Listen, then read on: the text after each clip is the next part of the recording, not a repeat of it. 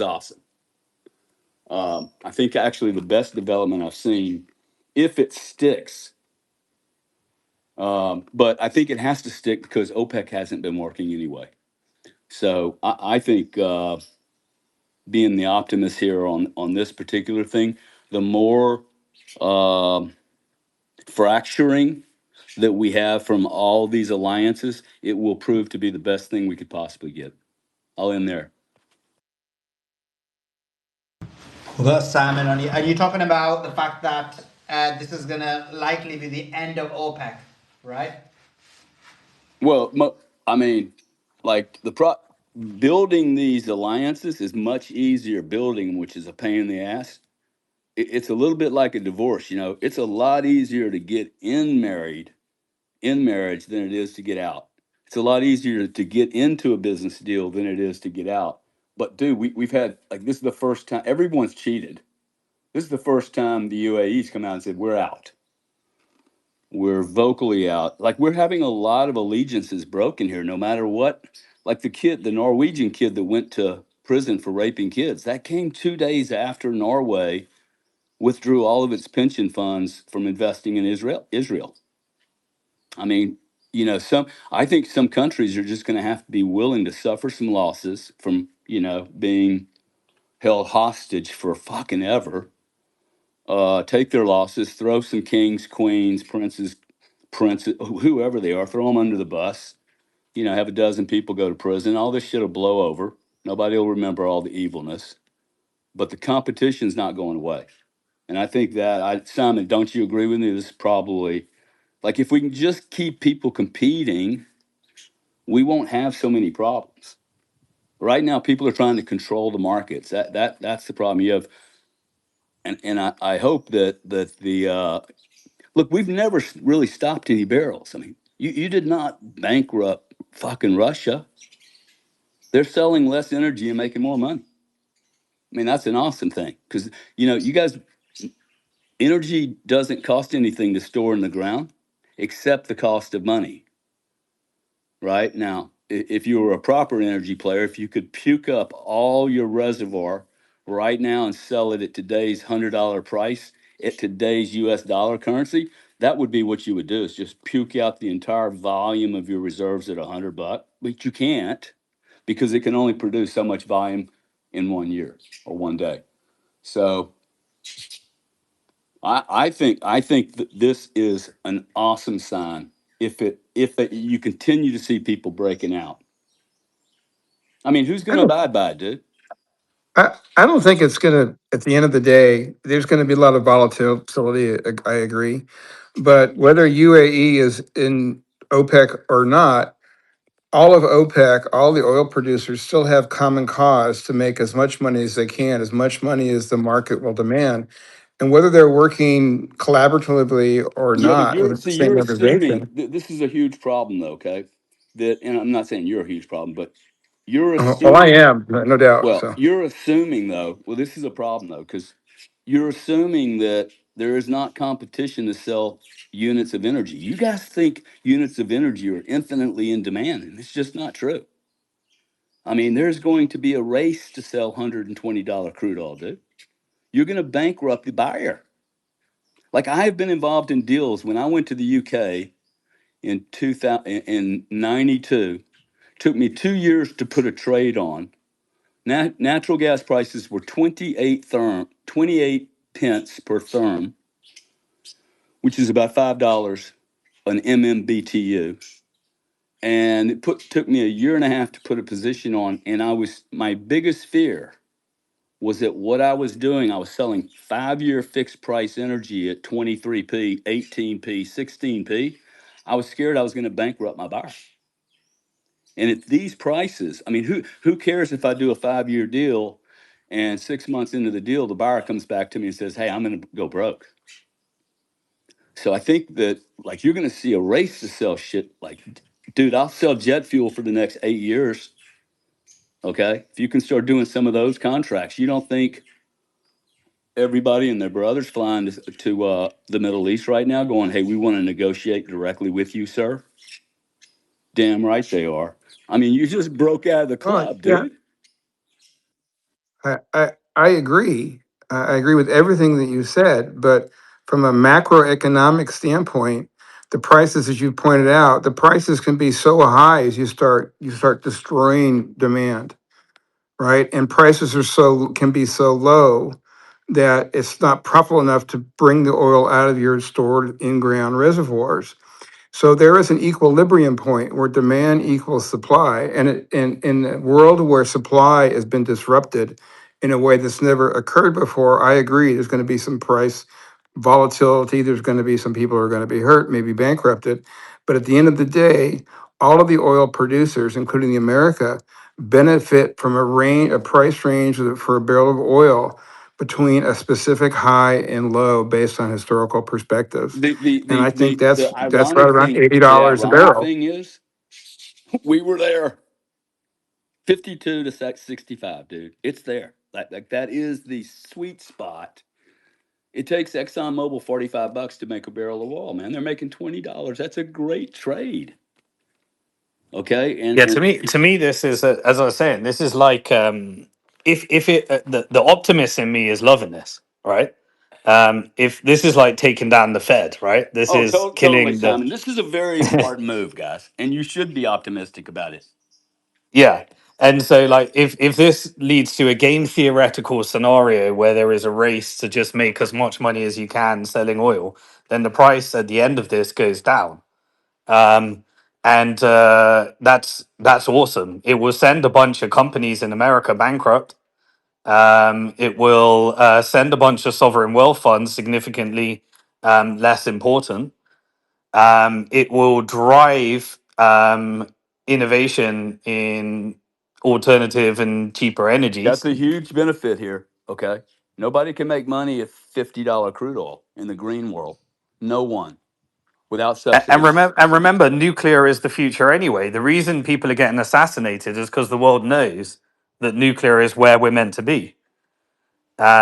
And that's why we're negotiating these civilian nuclear programs and pretending like they're nuclear bombs, because nuclear energy is the most important thing. Semiconductor chips plugged into AI and robotics and Bitcoin mining. These are the real things. And so yeah, if this breaks OPEC, then we're about to see, while that strait is closed and these negotiations happen, this is awful. There's nothing but bad news in terms of what's happening while the strait's closed. But once it's open, if it breaks OPEC, But then is it? Are they? be Is it awesome. closed? I don't hear. Is it really closed? Doesn't seem like it's Well, closed. they're pretending that it's closed so they can manufacture a crisis. Well, I think So what's insurance, happening the though here insurance, is by the day, okay, you're seeing less and less demand and more production come on, and the spread between what is needed and wanted and what is available is going to get down to, oh, just a few spots that have issues. Sorry, you're at the end of the food chain. You're going to starve. Like, sorry, man. I mean, that happens. Uh, India is just not going to make food in the streets for 6 months now. They're going to have to figure something else out. They're not going to yeah, burn up those LPGs. That's going to become long into the market at some point. that's I don't know where those jobs go though. That's so many people's livelihood right there. Like that's their street business. It's If going to they be can't similar do that, to when they get a flood, man. Okay, like there's a lot of things that happen. Being out of business for 3 months, though, that's why India, like, they tribe up as families, they cooperate, they go into a little mini depression for 3 months, but it's not, all their power isn't out. The hospitals are still running.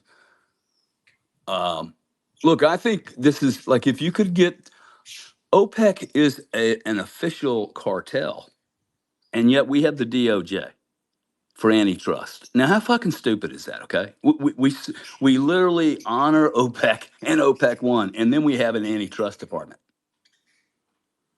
Okay, like, we need competition. I want, like, if we could open up Google and Facebook and all these players and go, dude, open access.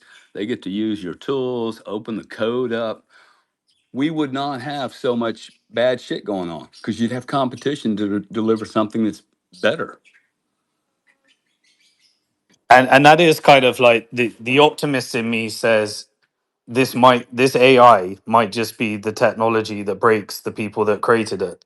You know what I mean? Because Dude, it's so disruptive for them. I think I'm becoming very comfortable, Simon, that that is what's going to happen. And by the way, it's the right way to think about it, because if it's all going to be evil, and it's never turned out that way. By my whole lifetime, I've heard all these scenarios. We get into the world. Maybe one day it will happen, but who cares? If it happens, it happens, right? Nothing I can do about it. But um, the more competition, look, it's not like anybody can go back into the Middle East or Israel or South America and drill $100 billion oil field. Okay. I mean, let's think about this. What we have done today, or what the UAE has done today, hey, man, we're going to play in our own market. Okay. We're going to deal with and win and sell however we choose. You guys feel free to stay in your club. Okay. They'll literally appoint 12 people onto the UAE just to inventory what the fuck they're doing. Well, they probably are already doing that, actually. So no OPEC members have ever behaved properly, ever. We now have a member coming out of the mob, okay, and saying, hey, I'm going to sell my drugs the way I want to fucking sell them. That is a big, big, big deal. That is much better than regulations and laws. It's the marginal unit. Remember, the marginal unit for what it takes to either meet demand, meet the burner tip, or what is necessary to meet the supply. In other words, do I have someone to suck off the supply out of the pipe? It is only that unit that determines the price for the next day, right? So you always want to have this balance where you have a little bit too much of this product and you have competition and selling for the demand. And most of these contracts are fairly short-term contracts.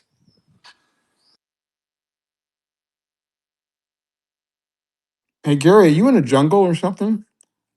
I'm outside. Birds are I going live nuts, I man. live, Sounds great. my backyard's about 2,000 acres of water and mangroves. So I've only got animals out here. There's no human beings. So you have a moat around your place? I have a moat Alligators? around half my place. That's great. So just on on that, Simon, if this is like an agreed thing between Saudi and UAE, why would Saudi allow basically the mafia that they've created with them being the head of it to be weakened so badly? Yeah, that's my skeptical nature coming out, that there's it's too good to be true. um, and so what would they got of quid pro quo? And is it really broken OPEC, or is this the optics that's needed? So that's where the pessimist in me says that there's something more to this. Well, OPEC hasn't responded. I went and did a search and used Grok to do it to see if OPEC had made any statements in response to UAE's announcement they were leaving. And so far, nothing.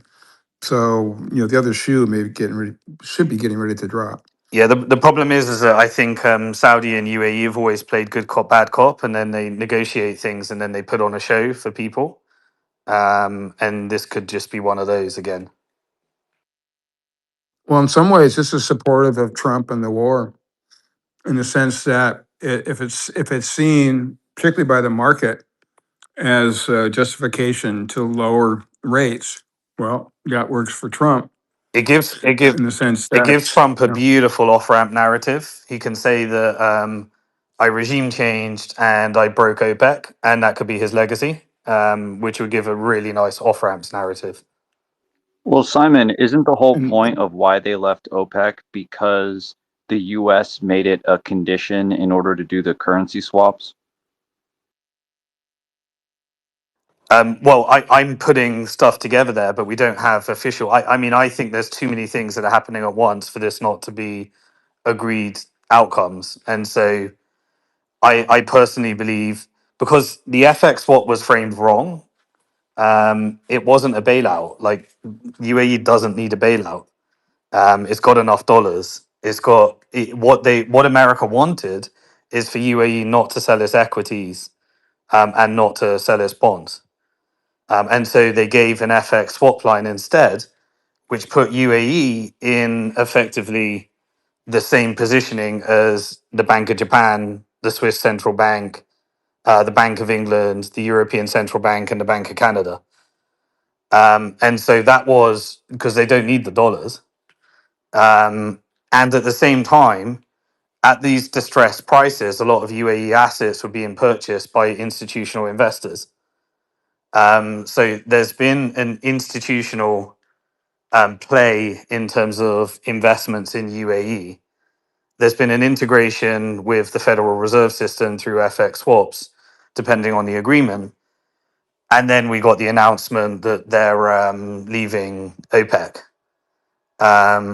So wait, it's a bailout, but not in a traditional sense. It's a bailout in the sense that it saves them from having to sell assets at reduced prices and take sort of a loss that way, right?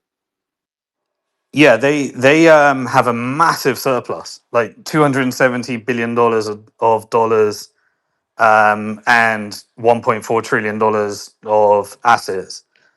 And if they sold them, it would kill the AI trade, and it would create a breakout in yields in US that would which would impact all the refinancing in the mortgage markets. So Scott But Bessent had to find a way of doesn't stopping. killing the Yeah, AI trade hurt them as well though? Because aren't they heavily invested in it? they are. Yes. So they're tied together in that trade as well because all of the Gulf funds are the largest investors in the AI trade. And so, but the interesting thing is that their AI trade, they're selling significant energy at these prices for the AI trade, but it's requiring more capital. Now, if you're Google and Apple, I mean, Apple hasn't got a place, so they can just buy in distress. Google's got the cash flow to pay for everything. Meta's laying off staff in order to build out data centers. But if you're ChatGPT and SpaceX and XAI, Anthropic and the big IPOs, you need the Gulf countries for those IPOs. Like they're getting trillion plus dollar valuations, and that requires the Gulf. And so effectively, they're taking their resources, they're purchasing equity, and it's being funded by the Federal Reserve. And so Americans are effectively paying for the Gulf countries' investments in the AI trade, is what the net effect is when you follow the money all the way around. Wouldn't people so for example, like Zionists want to force the Gulf countries to sell off their AI investments and assets so that they could buy them up cheap and end up being the beneficiaries of it. And that could be a motivation for wanting the Strait of Hormuz to be closed so that they could sort of get a fire sale benefit off the Gulf countries. Well, Israel doesn't have a sovereign wealth fund. I mean, it's got a tiny one. Like it's got no capital though, and it's dealing But with its own. it's run by rich elites, right? And that's like who we're talking about. Yeah. So if you're then talking about individuals rinsing the country and asset stripping the country, like the billionaires and elites are in America, then they can do the same to Israel. They can just rinse. Yeah, they could use a distress sell to buy the shares on the cheap individually or in their funds, and then dump them on retail in the IPO. And then but Israel as a nation doesn't have capital or the sovereign wealth fund to be able to do that because as a nation. Well, Plus, yeah, I was saying it more. lost It's it more lost the its elites that it lost its support LNG Israel. sales to Egypt because so that was a steady cash flow. Well, because you talk about essentially the international elites, and the bulk of those tend to support Israel. That's who I meant when I mentioned this. And like for the asset stripping, isn't this a golden opportunity to engage in asset stripping with the GCC countries because they're in so much distress? Yeah, if there was coordination at that level where individual billionaires were able to coordinate with Gulf sovereign wealth funds in order to crash the stock market. But then again, remember UAE also did all those dodgy trades into World Liberty Financial. And then you had, I didn't cover that on the video actually. So, you know, UAE was essentially buying off Trump. And then they got Binance to incorporate in UAE. And then Trump gave the presidential pardon.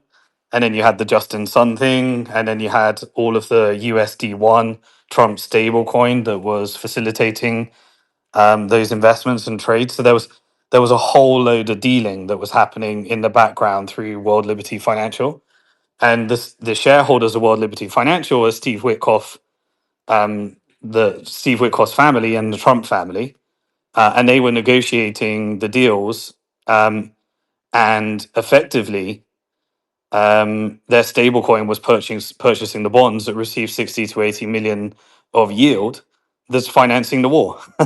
So there's a whole load of asset stripping and insider trading happening in the background. Whether they're, you know, I think they're just stabbing each other in the back. I think this is quid pro quo, get what you can, um, and the Zionists are just stripping whatever they can out of it.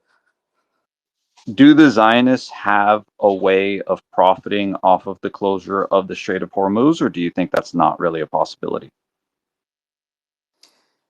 Um, if you're talking about individual wealth, it depends what shares they have, because this is a massive wealth transfer to the stock market.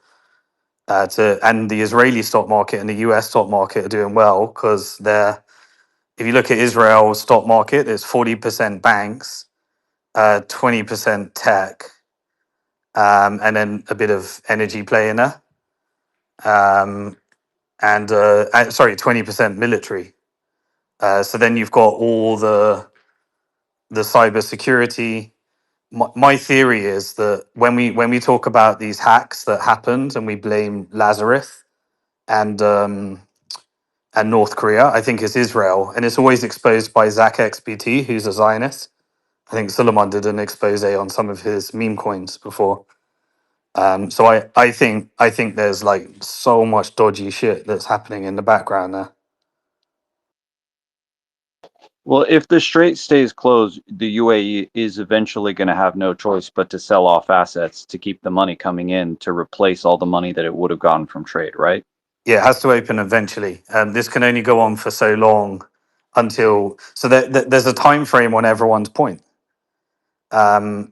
America could hold this out, but they can't have the Gulf fund sell the assets unless there's an individual transfer. So everyone's doing their own calculations, and all this points to there is a lot of vested interests that want the strait closed to reposition, knowing what happens when it opens, and if it leads to the end of OPEC or everyone deviating from their quotas, then there's an energy race to the bottom, which then. But I think I think America needs a big print to roll over its debt, so it needs to manufacture the crisis, and that the Fed is in charge of that at the moment. Like when the Fed starts purchasing the bonds, and they need to stop the Gulf countries and the allies from selling their bonds so that the Fed can purchase them to justify the money printing that they need.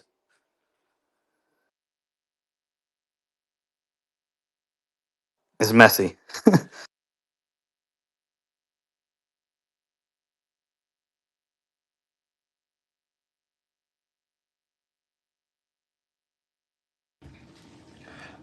So Sam, with this specific thing with OPEC, what would be the motive behind putting the energy prices down? Is it because they need the energy prices down for AI, or like what's the logic behind this basically causing energy prices or oil prices to drop through the leaving of OPEC, according to your position? That's why I'm skeptical. That's why I think there's something in the background, because the countries that depend upon high oil prices and the companies that depend upon high oil prices, and then all the other components, and then LNG and all the helium and all the everything else, all the subsets we've learned about, and the fertilizers, everything. I don't think they benefit from creating a race to the bottom. And UAE leaving is effectively triggering a game theoretical scenario where it could be a race to the bottom, which is why I'm skeptical about it, really, because they don't benefit from it. Simon, can I just ask you, because I was napping and I woke up just before your interview. So I did All listen right, to your somebody's interview, napping while Suleiman. we're grafting. Is that what you're telling us?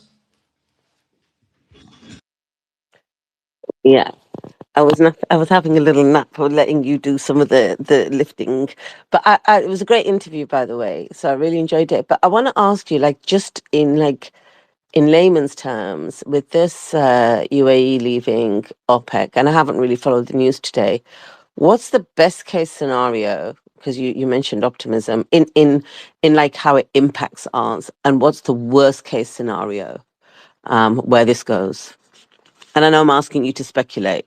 Yeah, best case scenario is that OPEC leaves and a bunch of others leave, and once the strait is opened, everyone floods the market, and the profits from oil are severely diminished, and we end up with the real type of energy that we should be on, which is like nuclear and way more efficient energies. That's like a dream.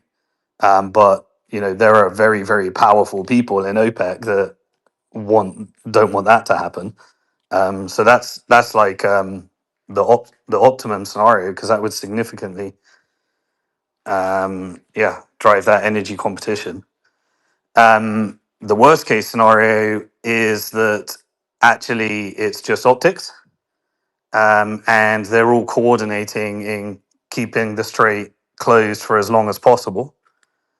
And it's a market manipulation trade, and they're just trying to confuse the market. And the longer the strait is closed, the more disastrous this gets for the underclass and the poorest in society across the world, everywhere. And therefore it's just a price manipulation trade. That would be the worst case scenario. Got it. Thank you. So I actually think it's the latter that's going on, because I think it's the latter that's been going on from day dot on this quote unquote war. It's just been market manipulation all the way through. It's like as soon as oil prices go high, you think, what stunt are they going to pull now? Yeah, this I don't didn't, think this but is it really about didn't. coming out It of didn't OPEC. impact prices short term. So either that was a failure, or actually it doesn't really matter, because while the strait is closed, it doesn't matter what UAE does. It's only the countries that can ship that matter. But once it's open, it has a big impact, because everyone's gonna deviate from their quotas. But I agree to you. I agree with you. I'm too scarred to take the optimistic side, despite Gary trying to help us get excited. I'm too scarred. Gary's out there walking in his garden with his moat and his birds and everything. I'm Gary's feeling the I'm chill. He's painting, man. I'm optimistic. I'm just painting, listening to you guys. But I actually think though that my listen, I have a really deep background in this industry, and I rarely say that. I have never seen. Well, let me give you an example. Let me go back to the British gas example. Took me 2 years to put that trade on. Now I was a complete outsider. Okay, this is the most. I had to talk to one man. His name was Sam Alcock. I think his first name was Sam. In order to sell natural gas into the United Kingdom, every person had to pay homage to this man. Okay, I mean, go sit down with him in his special little British restaurant. I met him, um, and the day I met him, I'm like, dude, you guys are going to lose so much money, because they were fighting what I was telling them was going to happen. It cost them. I made a huge amount of money on this trade. I mean, it was like a career maker, right? I mean, a stupid amount of money. It took me 2 years to put on. The market went from 28p to 8. That is a 0.8. Okay, cut down by 75%. This guy named James Alcock had no competition whatsoever. He didn't care what he paid. He cared how many dinners he got, if he was at the top of the food chain, invited to all the DOE meetings, blah, blah, blah. Some little guy from Texas comes in, drives the fucking price to 8, man. It cost British Gas. They made 3 billion sterling net profit in 1994. In 1995, they made 2 billion sterling less. Okay, that was at 1.76. So competition, once you get one guy out, I mean, these fights have been going on for 20, 30 years with OPEC, dude. You've never had somebody come out and go, hey, we're out. I just think it's I don't see any kind of Machiavellian thing behind it, quite frankly. I think people are like what they're doing is putting their for sale sign out on their lawn going, hey, we're talking to buyers, investors, et cetera, et cetera. And also, okay, 10 years to build a nuclear power station, $10 billion every time you do one. 10 years and 10 billion. You might be able to get it at 6 billion and you might be able to do 8 years, but no earlier than 7 to 8 years. So what's going to happen? That's a decade of no energy in certain spots. The other thing is the more nuclear you bring on, the more you're going to challenge the fossil fuel industry, which everything that you're sitting around, sleeping in, living in, and eating is made from petroleum products. So be careful what you pray for, okay? You need the petroleum industry actually in good condition. Just look around, dude. Crest toothpaste, your toothbrush, your steering wheel, the tires, the wood that you sit in the chairs. I mean, the boat you're driving. None of that shit's going to work from a solar or wind powered station or a nuclear power station. You got to build this shit. So you have to have that industry in a very, very healthy industry position. Again, they only need $65, dude. Everybody wins there. We were at such a great spot. This is what I don't understand. Okay, we were at a great spot. Anyway, my prediction is we're going to see prices go all over the place. We're not going to see an end to this war, and you're going to see so many logistic workarounds. This is going to fail just like the COVID did, and it's going to make the world stronger because we're becoming anti-fragile from all these disruptions, right? And like the stock market's showing you too, like, hey, we don't believe in it. We'll self-heal. Maybe they're right. And we will self-heal though, okay? Because people will do things to ensure their best interest are, considered. And I think you have enough forces at this point where you're not just going to have two bullies in the school pushing people around. So Gary, so the UAE jumping out of OPEC is what gave you this newfound confidence, and I'm glad to hear you Dude, say it's this because awesome. you're the oil man, you're the expert, It's sir. So we're awesome. listening. Okay, like Yeah, no, I hear I you, mean, man. you're having like it would be like me being in the mafia, okay, and coming out going, "Hey, I'm handing over all my information." Hey, listen, that is what a Wow. cartel is, guys. OPEC is a official legalized cartel, a construct to control supply and to control supply. Now, You're not notice, wrong okay, there. there's no organization that doesn't control supply that's not worried about their supplies. You got like this has been going on 30 years. This is a Henry Kissinger, Richard Nixon play. Okay. 50 years, sir. Yeah. Let's go back to the 70s. You and Yeah. I grew up in that. Well, I did. I did We too. lived No, it. it's totally correct, man. So, and then you have OPEC Plus. You don't have to know anything about all this stuff. All you got to do is look at it and go, wow, they had OPEC back 50 years ago. Then they did the OPEC Plus, which is a different group. And this is why I'm like, everybody was talking about Iran. I'm like, Iran's in OPEC. I mean, why are we bombing fucking Iran, dude? They're in OPEC.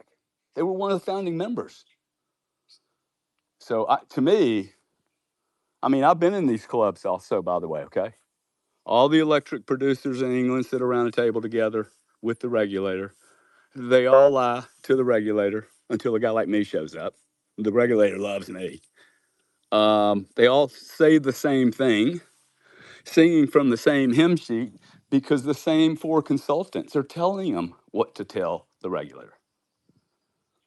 McKinsey, Pricewaterhouse, Anderson, Cap Jim, Macquarie, the whole group, right? So we have competition. I love it, man.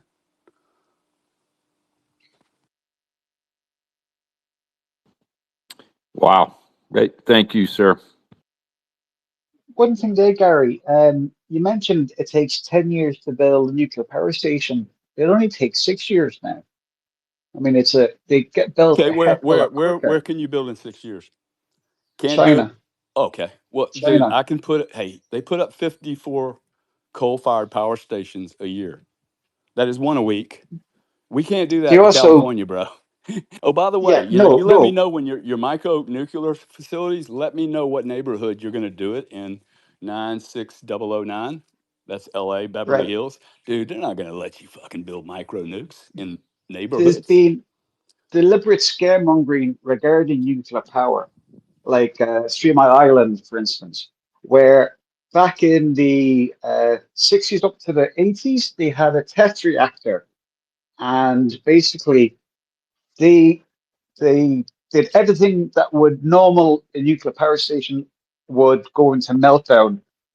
They did everything, and it just the way that it's built, it just automatically shuts down. Now the Clinton administration stopped that project, but it proved how safe a nuclear power plant can be. This particular reactor, there's no way it could melt down. It just was physically impossible, mathematically Yeah, listen, impossible. that's not the point They, I'm trying they, to they, make. Whether it takes 5 years or 10 years, but you can't build 100 nukes. The more nukes that are built, there's only three companies that build these things. Okay, like you should go buy stock in Westinghouse and people like that. By the way, the U.S. just took a position in Westinghouse. Funny enough, I'm not saying poo-poo on nuclear, dude. It's awesome, but you're going to need 6 to 10 years. Okay, but and you also, as I say, I'm not saying you're not going to need oil because, as you say, there's all the plastics and all the byproducts. So there's room you for do know both of them. But the energy from that goes into your Tesla doesn't come from the sun, right? Like not all of it. It's not like they're taking the sun and going, okay, I'm a pure sun play. My oh, kilowatts are solar units, not fossil units. Y'all don't really believe that's happening, do you? no, I don't think anyone really believes that. I mean, Thank you. the amount of resources that goes in to actually build things is immense. But the thing being is, going into the future, that with building building uh, technology, it's getting done bigger. But the thing is, yeah, it may take a couple of decades, but it loses the total 100% reliance for energy when it comes to fossil fuels. But you can still have the duality between the two of them, you know? So Yeah, but in you've got the America, fallback. It, that's not going to it's happen. That's not going to happen in America. In America and California, where I live, they closed down nuclear plants. San Onofre, between San Diego and Los Angeles, was the last one. They Yeah, but they want did they that. It was want all people political. they It was want all people to be political. de- they want people to be dependent on government controlled electricity out of the wall, and that's produced in large part still in America with coal and or natural gas if you're lucky, right? But So you got to plug it in and you got to pay LA Water and Power, and so aye, there's no limits to the cost, the future cost of you owning a Tesla or an electric vehicle, because the powers that are supporting the war, the genocide, and everything that's wrong with your country and my country want us to be dependent on electric vehicles so they can control us. well, And that's not going to that's change. That's not going to change. The policies aren't going to change because nuclear is cheaper, safer, and faster in terms of the construction than it's ever been. It's not driven by economic forces, it's driven by policy holders and power brokers. It's not going to Oh happen yeah. in America. I mean, there's one thing I noticed when I lived in the States. You couldn't walk anywhere. They deliberately made the cities that you had to buy a car. If you wanted to get anywhere, you needed a car. Where in Europe you got paths, you got buses, you got trains, and in the States they kind of like stacked all that. And goes, no, going to build it that you want to go from A to B, you need a car, and then to have Yeah, a but car, you need to buy fuel. So they're making the population dependent on the fossil fuels. But the the world outside is going, that isn't working. And yeah, Americans are seeing this. that's what the WEF wants. They want the 15-minute cities. They want you to within walking distance of everything. In Well, part look, because they want to control you. But no, look, the difference that's between blarney, mate. no, it's I not mean, blind at all. It's not well, blind no, at but all. listen It's to in me. Hear me Dara, writing. out. They Hear me they've out. spoken Dara, to can we it. I just let, mean, can, it's well, guys, one second. Dara, can you just let Doc finish and then you can respond? Because when you talk over each other, we can't hear Yeah, you. yeah. Doc, go ahead. 15-minute cities, Sure. because No, we've no, got that's one good. now Good, in good. England and sure. And more planned. Go the ahead. other thing is the reason there's a difference between America and commuting and Europe is because of the ways our societies form. Your societies, broadly written in the major cities throughout Europe, was formed during tribal times. You can't drive around the city of London in a car like you can around here. We both acknowledge that. But is that good? Right? Is that freedom? Yeah, I don't know. But there's no central planning here. I mean, Los Angeles, where I've lived my entire life, and Southern California, where I've lived my entire life, there's been land to just spread out and go. And the reason it's spread out the way it has is because, one, there's no central control other than the state, right? And people will always move to land that's cheaper. So, yes, we have different cities by design. It doesn't mean that both European cities and American cities won't profit from cheaper electricity, but no one wants it. That's why it hasn't happened in this country for 50 years. And it's not going to change because China is building nuclear plants in an expeditious manner against historical norms. But then you look at China compared to America, like they're nearly 20 decades ahead of you. I mean, what they've done in the last 30 years is it's a miracle. From lifting 1 billion people out of poverty to having healthcare, education, infrastructure that's second to none. I mean, when I lived in America in the 80s as a kid in New Jersey, and it was just magical. It was like, this place is amazing. I went back, I lived in Big Bear in California, and brilliant. But it's just ever since the Iraq War II, it's just lost its way. It just spends everything on military and nothing on infrastructure, and is just stuck in the old ways of it isn't working. And the world can see, look at China, look at America, and go, which system's working for the people? And it ain't the American system. I'm afraid to say it sucks. And it breaks my heart to say it because I lived there as a kid and as a grown up on both sides of the country, and to see it falling apart right now. And this war has been a perfect example of where they're being cut with the pants around their ankles. You know what I mean? They're outstretched. They're a paper tiger. They're dependent on oil, which is, it's just We're not the not future dependent on anymore. anybody's oil. We can produce more oil and gas than anyone in the world. That's So not an why do you issue have for to import us so much then? because we buy cheaper than we can produce domestically, and we keep the No, reserves because in the you, ground. it's because your refineries can't process the oil that you've We got. don't have the refineries because we're restricting the licenses. The bureaucracy is doing that because they do not want cheaper energy. It makes everything more expensive. It drives the money up to the top of the pyramid to the elite and makes it easier to control a population. But we But have, that's I'll tell you, Sarah, sorry. since you haven't been here in 40 years, I'll tell you that we have no shortage of people who are begging to come to this country. I was there in the late '90s, so about '97, the last time I was in the States. Okay, So 30 years. I wasn't. Derek, can I say something to you, right? So I've been to China and America, right? And yeah, you know what? Even when I look at the UK infrastructure, and Doc, I can drive around London whenever I I was want, going to right? say that. But Not when I in my look at car, you UK can't. infrastructure, yeah, when I look at UK infrastructure compared to China and how China invests in like Africa and it builds and it doesn't bomb and stuff, that's fine, but it's still a mechanism for control, right? It just doesn't go to war with those countries. But like it's in control now with what's going on in the Middle East. Infrastructure and everything aside, there's a lot of other things that go on in China. The things that we're resisting in the West now, this digital ID and control and everything else, we don't want our world to be about that. And that is very much what the Chinese world is about. So, despite all the flaws, if I had to choose between living between China with its wonderful infrastructure and everything else and its coordination, and yes, their work ethic is second to none.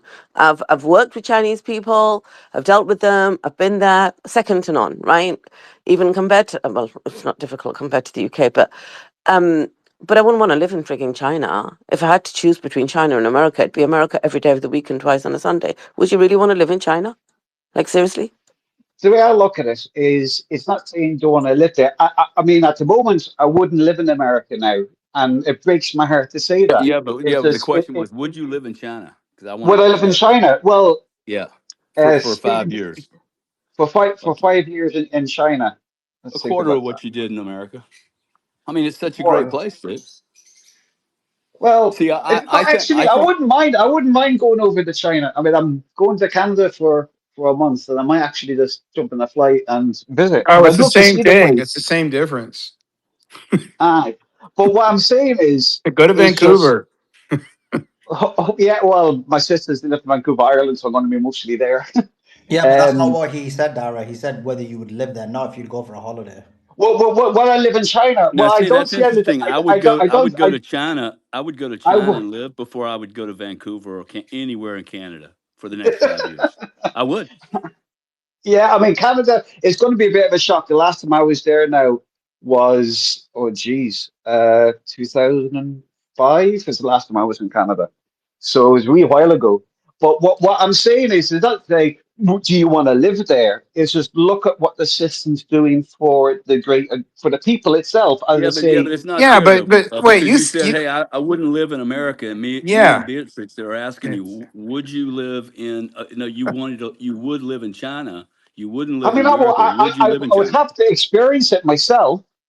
But looking from the outside in and seeing what they've done, I mean, they've done a pretty damn good job of it. You have to admit. I mean, Well, for so what is they, Dubai. Dubai's clean and modern and has the grandest downtown that you've ever seen. The yeah, but infrastructure it's is slaves. great. Okay, but who's living there now? What dedication did they have? They all ran.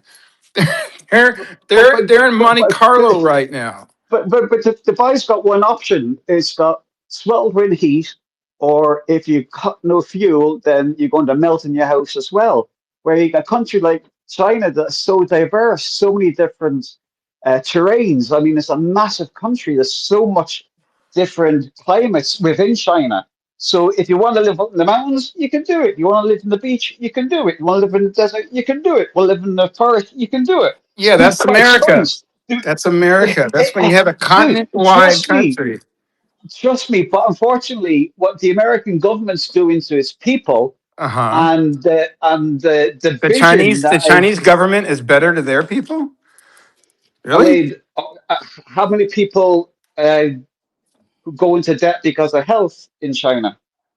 Oh, I How don't many know. people go How bankrupt many because how of many health? people in China are forced to be serf slaves on farms and they can't get into the cities because because the government's controlling who it is gets That's educated. They pull kids away from their families at 5, 6, and 7 years old to train them. They do that to their athletes and they use steroids and God knows what else yeah, to create yeah, swimmer And they to create do, Chinese swimmers and track uh-huh. stars. I Yeah, mean, it's all true. they Yeah. Come on, use their and Donald Trump, people in a please. way. Everybody gives their athletes drugs. Come on, man. Yeah, It's I not know. just Look, Yes, China. but it's just it's Go such ahead. a a straw man argument Look, there is it's that's not a Brian, straw hilarious. man you need to go argument. take your I am glasses pointing off. out that there are Fox News reasons headlines, to yes. not like China the same Right way on. that there are reasons not to like America. You're simply It's choosing a side, and you've never I'm been not there. choosing a See, I side. think You the are. difference, though, Doc, You're is that at attacking least I know what America I'm as a going place to into. live, and you're promoting Because China it's as not a the place to same place live it was without 20 years ever ago. having been there. Right? I've had family that have been there. I have Yeah, and friends some of that my have best been friends are there. black guys. Oh, shut I up, don't you share the Egypt. black experience because of that. No, but it's to life. It's life experiences and people that you know and trust. Not an article that's been paid by some client journalist to type up some bills to make you feel better about yourself, which is what you're falling for. Which is why you fell for Trump I initially. haven't I fallen mean, for come on, anything. I've lived here my you entire did. You voted life. for Trump. I didn't choose. I didn't choose to be born here, just like Mr. Chinaman didn't choose to be born in China. Yeah, What are you talking but about? you're missing the bigger picture. You're missing No, the I'm bigger not picture because here. I am Yes, drilling you down are. on the illogic of your Calm argument. down. You don't have to raise your voice so I am high. perfectly calm. Right, grand. Now, as I was saying, Perfect. Bish bash bosh. Let's go. is America the same as it was in the late Bish 90s? bash bosh, Doc. Is America the same? What place is the same as it was in 1997? Tell me, sir. Right, right. Okay, Ireland's actually better than it was in 1997. Yeah, if you're a transitional And man looking to pretend that you're a woman, it's a great place. well, you see, there you go. There's with the Fox News headlines talking bills to make yourself feel better I when you too am don't know what you're Scottish. talking about. All of my family's from Scotland, so I know Aye, Scotland, and I lived right? in Scotland too. Right. My I came last of name is age in Barry, Scotland. Berry. We're a Sep clan of the Forbes. We're a Sep clan of the Forbes. Right. I Well, track very my good. history and genealogy to probably your That's neighborhood. Is Scotland where I want great. to live right now? Is Scotland where you want to live right now? Maybe not. Actually, well, at the moment, because unfortunately they messed up by not voting for independence, I go over there regularly because all my best pals are in Scotland. I came of age in Scotland. I know actually Edinburgh better than I know Dublin. That's where I'm from originally as a kid. So I know Scotland in and out, and it's a phenomenal country. Unfortunately, they messed up. They didn't vote for independence because you had I mean, the psyop that was put on the elderly population in Scotland was sinful. It really was. And they got, There was it was the, voter fraud as well, by the way. oh, we're 100%. And the fact that they had this vow they were going to let them be like a federal state, everything they promised in the vow, not one thing did the British government do. Not one. Scotland got screwed because, sorry, Breezus, I didn't want to use that word,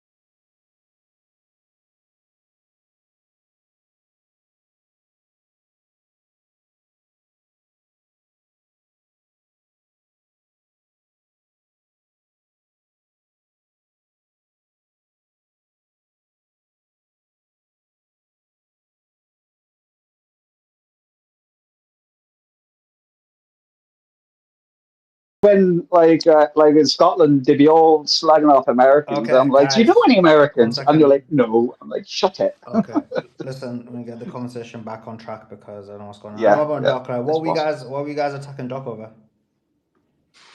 They were I trying don't to say know. that we I lose. got on. Doc was. Hold on. Haas was saying that we have more freedoms lost in America than you guys do in the UK. That's true. No, I mean you guys are going to jail over like Facebook posts and stuff. No, We're you not got going to more jail though. freedoms in America than you do the UK. That's true. Yeah, we got more freedom. Yeah, exactly. And so Haas was trying to say like BDS is the reason why we have less freedom to Well, speak yeah, about you don't have Israel. complete freedom. Like, so there's two different things, which obviously then both of you both are wrong and right. So the issue is there's two conflicting things. So is there more freedoms in the United States of America compared to the UK? Yes, there is. Is there situations or instances, especially after the Trump regime and actually even before that, where freedoms have been appended on? In the US, yes, there has. So like both things are true.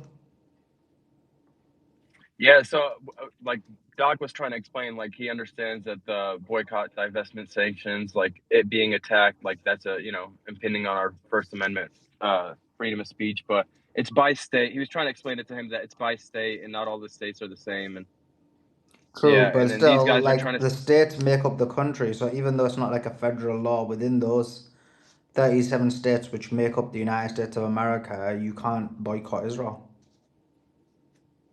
In my state, I could still boycott Israel. Yeah, but on 37 different ones you can't. So, like, both are right. Like, is there more freedoms in the US compared to UK? Of course it is. It's not even close. How are you calling them mushy peas eaters? Like, seriously? Mushy. It was either mushy pea eaters or like seasonless fish eaters.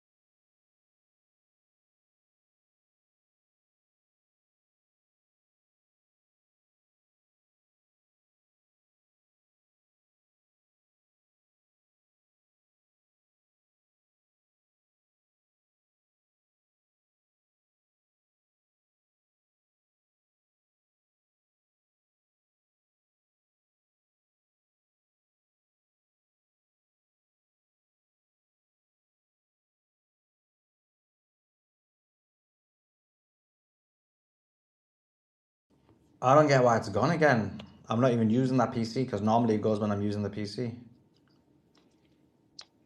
Beaches, are you aware of the insurance companies trying to implement mileage on your car insurance? So your car insurance will cost you X amount, but it's only for so many miles. There's They already do it, but it's not mandatory at the moment. Yes, So they do it so that you can get cheaper insurance for a variety of factors. If you restrict your mileage, or if you get the black box put in, which restricts your speed and stuff. yeah, But it's voluntary at the moment. But yeah, they'll do it mandatory soon. yeah. That's it. They sneak it in voluntary, and then bang, that's it. You're done. It's quite scary. But to the listeners, I live in Ireland now. I lived in the UK. I lived in America, but I'm in Ireland, so it's a wee bit different from the UK, but we're still very much the same. I mean, there's a lot of influences from both sides, from English culture and Irish culture in both the countries. So we have a lot in common. Deep. Okay, Andy, thanks for joining us. Give us your thoughts I mean, about yeah, about politics rather than Dara's Mushy life peas. story. Yeah, so, yeah, I mean, yeah, everything coming with this car thing is definitely concerning, and going to politics, yeah, we definitely do have more freedoms in the US, but that doesn't mean they aren't trying to encroach on our freedoms, and we do have to remain vigilant. But for anyone saying, "Oh, this country is completely collapsing and is a lost cause," like it's way too early to say that. People are waking up and people are resisting this stuff, and we have seen that in the past few years. Like, people, this is the first time our government has gone to a war without majority support. Things have changed a lot because people are not buying their propaganda anymore. It's a lot harder to just propagandize the people now than it used to be. Like heading into Iraq, for example, that had majority support for the first 2 years of the war before it really fell off. Like, Bush won.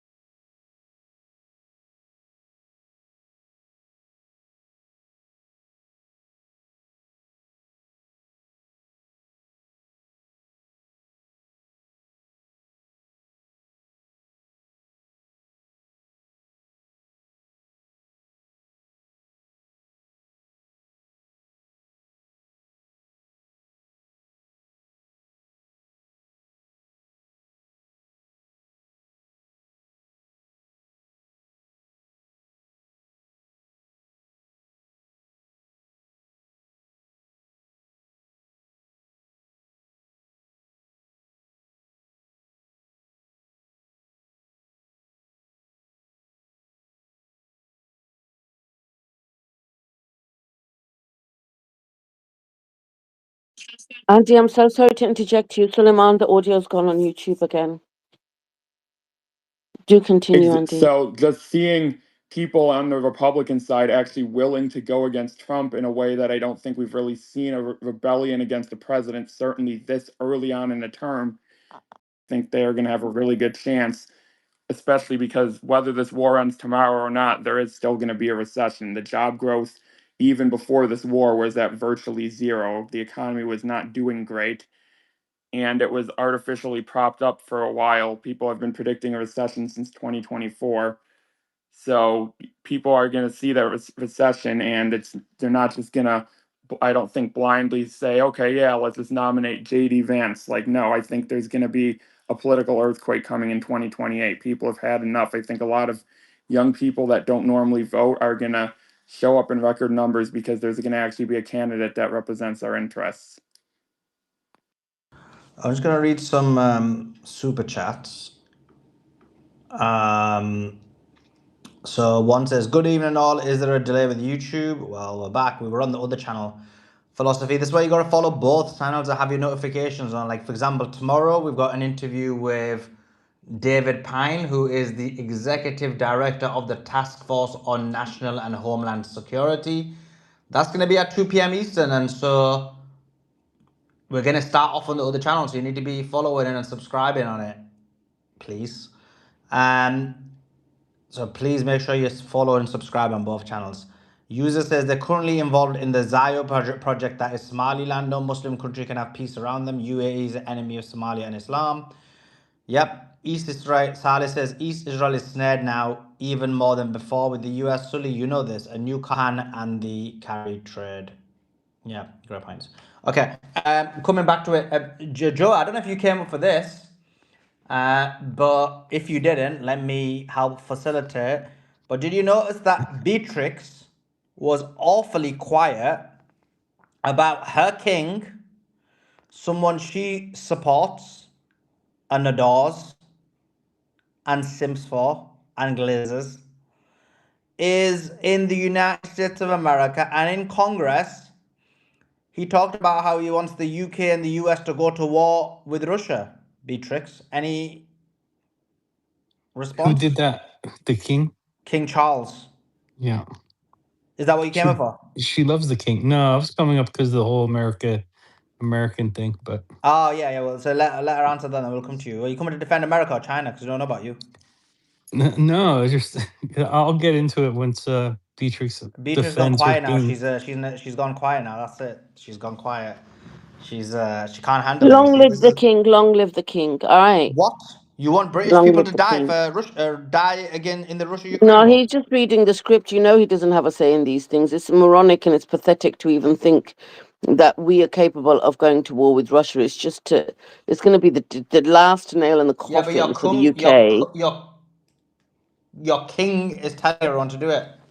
No, he's not. He's having to read a script, right? He has to do that. That's part of his role.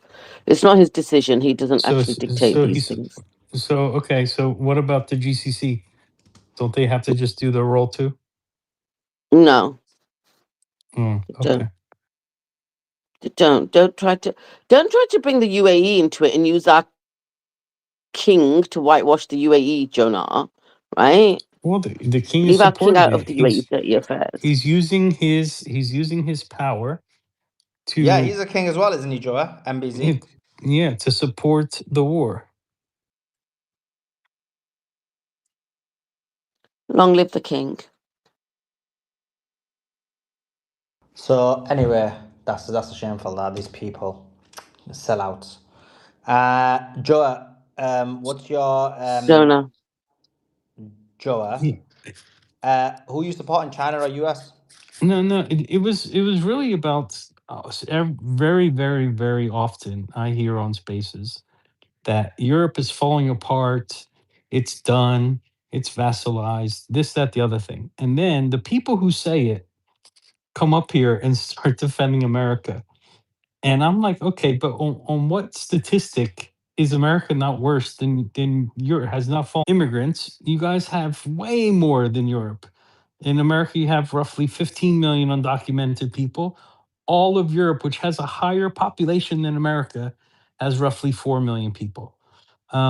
When you talk about wage inequality, it's barely moved. It's moved, but barely in the United States. It is night and day from where it was 10 years ago in America.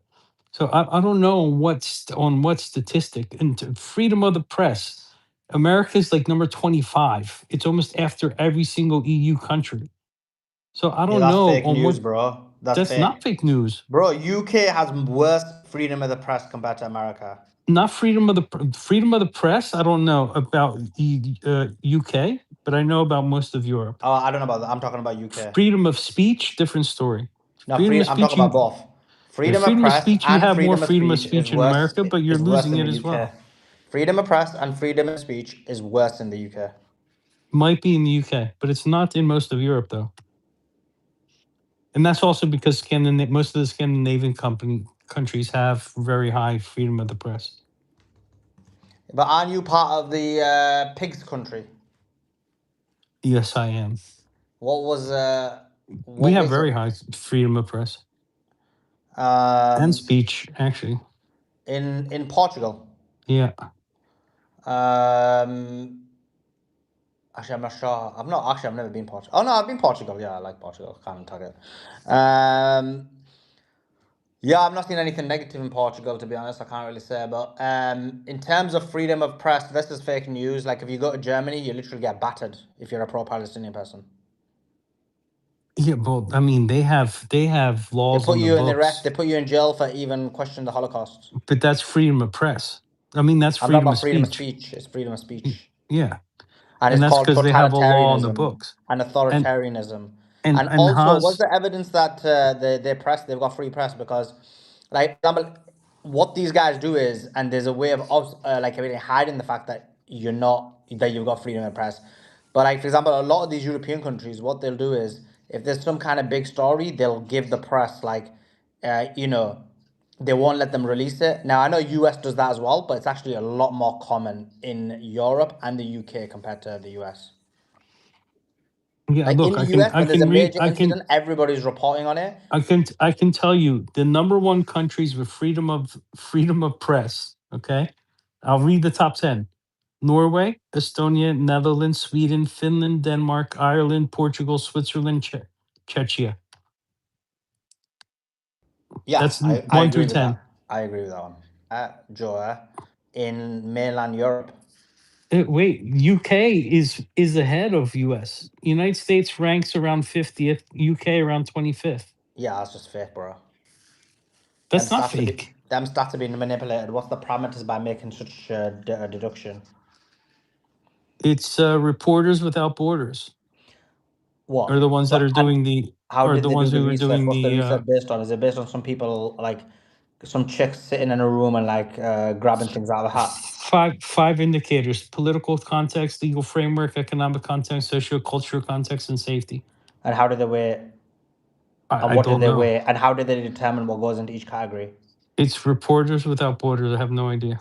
Yeah, it's just a belag, I bro. could look into it. I'm just looking. I'm just telling you Yeah, it what. just seems like a right belag to me, bro. Bro, have you been to any of these committees? There's literally a bunch of like chicks and like antisocial guys who are literally just like, oh yeah, they seem pretty bad. We'll give US rank 43 on this one and 55 on that one, and we'll average it out. Oh, let's go. Is it lunchtime? Let's go take some coffee and some croissants.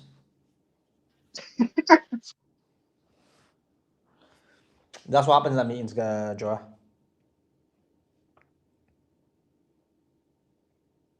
Sorry, would say that again. I said that's what happens in those meetings. Look, I don't know. I know that it's been like that for a very long time, but it makes sense in US because of Fox, it just became very every is to one party or the other party.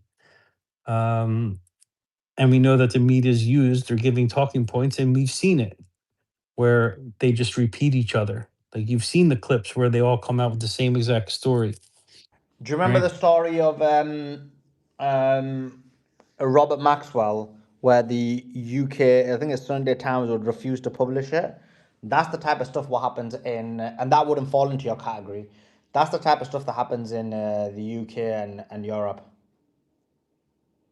And it happens in the US as What well, but story? at least with the US, what it is at least he had like credible. Like for example, if you look at Julian Assange or you look at Edward Snowden, at least they had like credible journalists to go to release the information. Well, Assange was himself, but I mean like Edward Snowden, and those were American journalists like Glenn Greenwald. I know he's Brazilian, but he was like working in America, innit? So like something like that, would that happen in Europe? Maybe, but definitely not in the UK. I mean, UK is not as high as the rest of Europe. Yeah, but you said it's double of America, like 25 to 54 something. Yeah, but that doesn't mean that there's a huge difference. Yeah. I mean, I can get the actual score, but you know. Yeah, seems kind of fake, bro. In America, you can literally deny the Holocaust. You can't do that in a lot of European countries. You can't do that in Germany. You can do it everywhere else. Germany is not the only European country. There's quite a few. Where else? There's about 16. Let me check.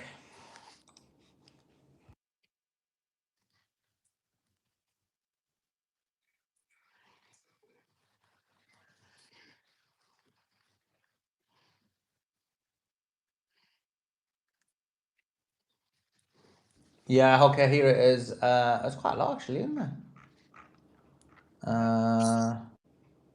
Okay, so Wait, hold on. go ahead. So ban of just before we get to that one, ban of Nazi symbols.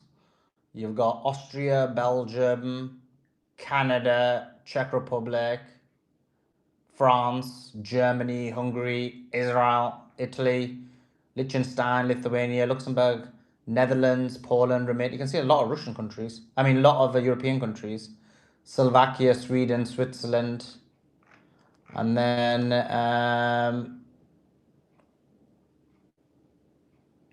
Finland, and then the countries itself, loads. So countries itself, Austria, Belgium was 1995.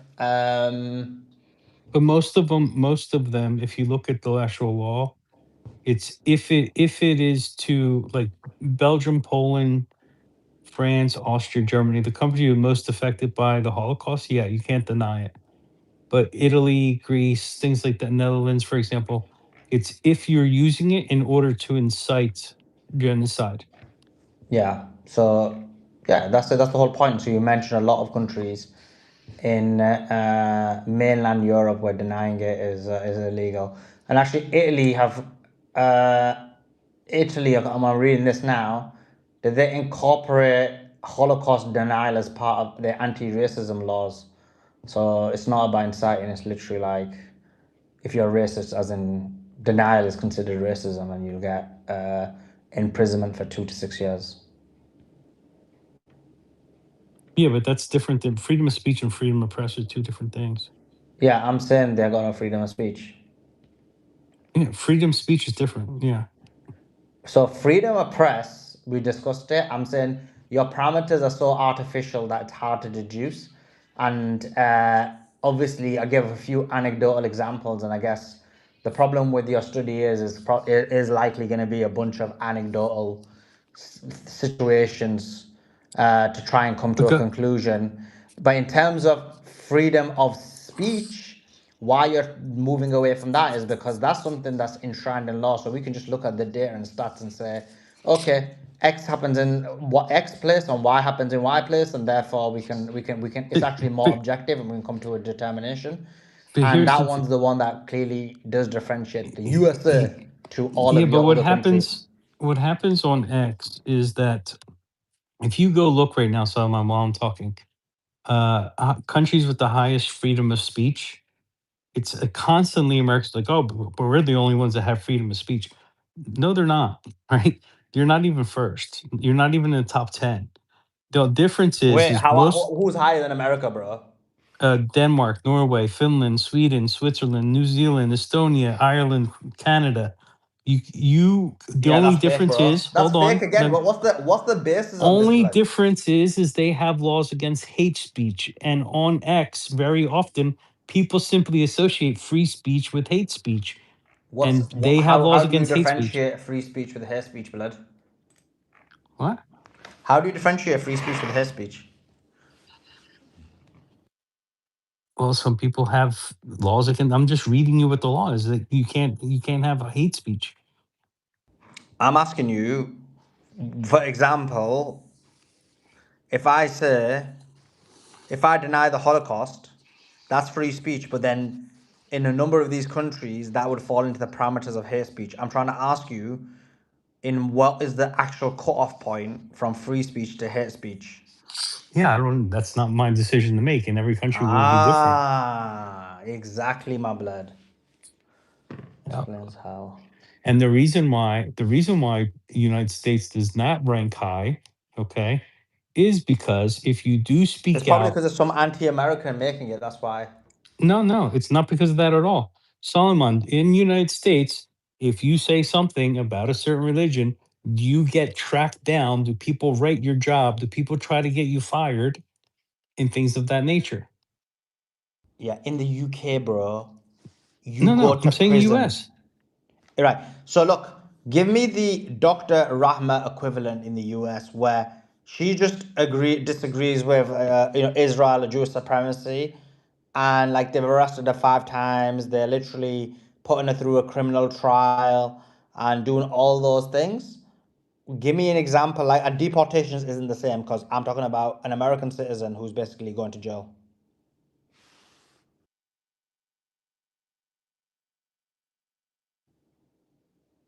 Give me a minute. I'll look.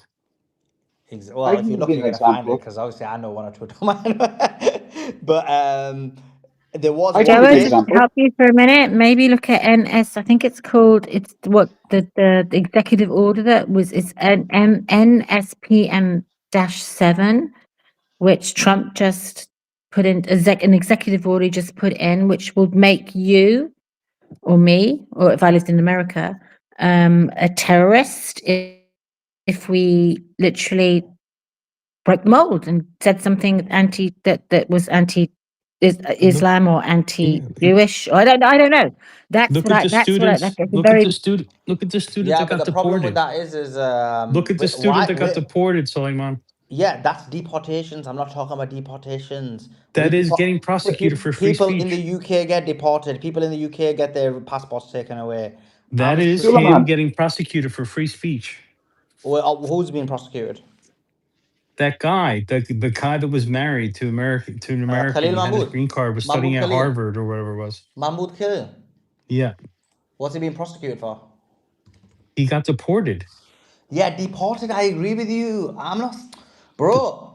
I already said to you, I agree with you about deported. I'm saying, I'm giving me an example He was of an prosecuted. American, and even what Sandy said, that's Trump's executive order, but now it needs to go through the court. And up to now, whenever Trump signs some dumb stuff, the court's like, nah, that's too dumb. We're not even allowing it. And he's failed to even have anything actually, not many things, but actually pass through.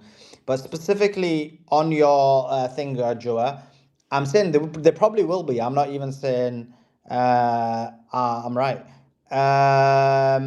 Give me an example of an American citizen arrested and gone to trial over,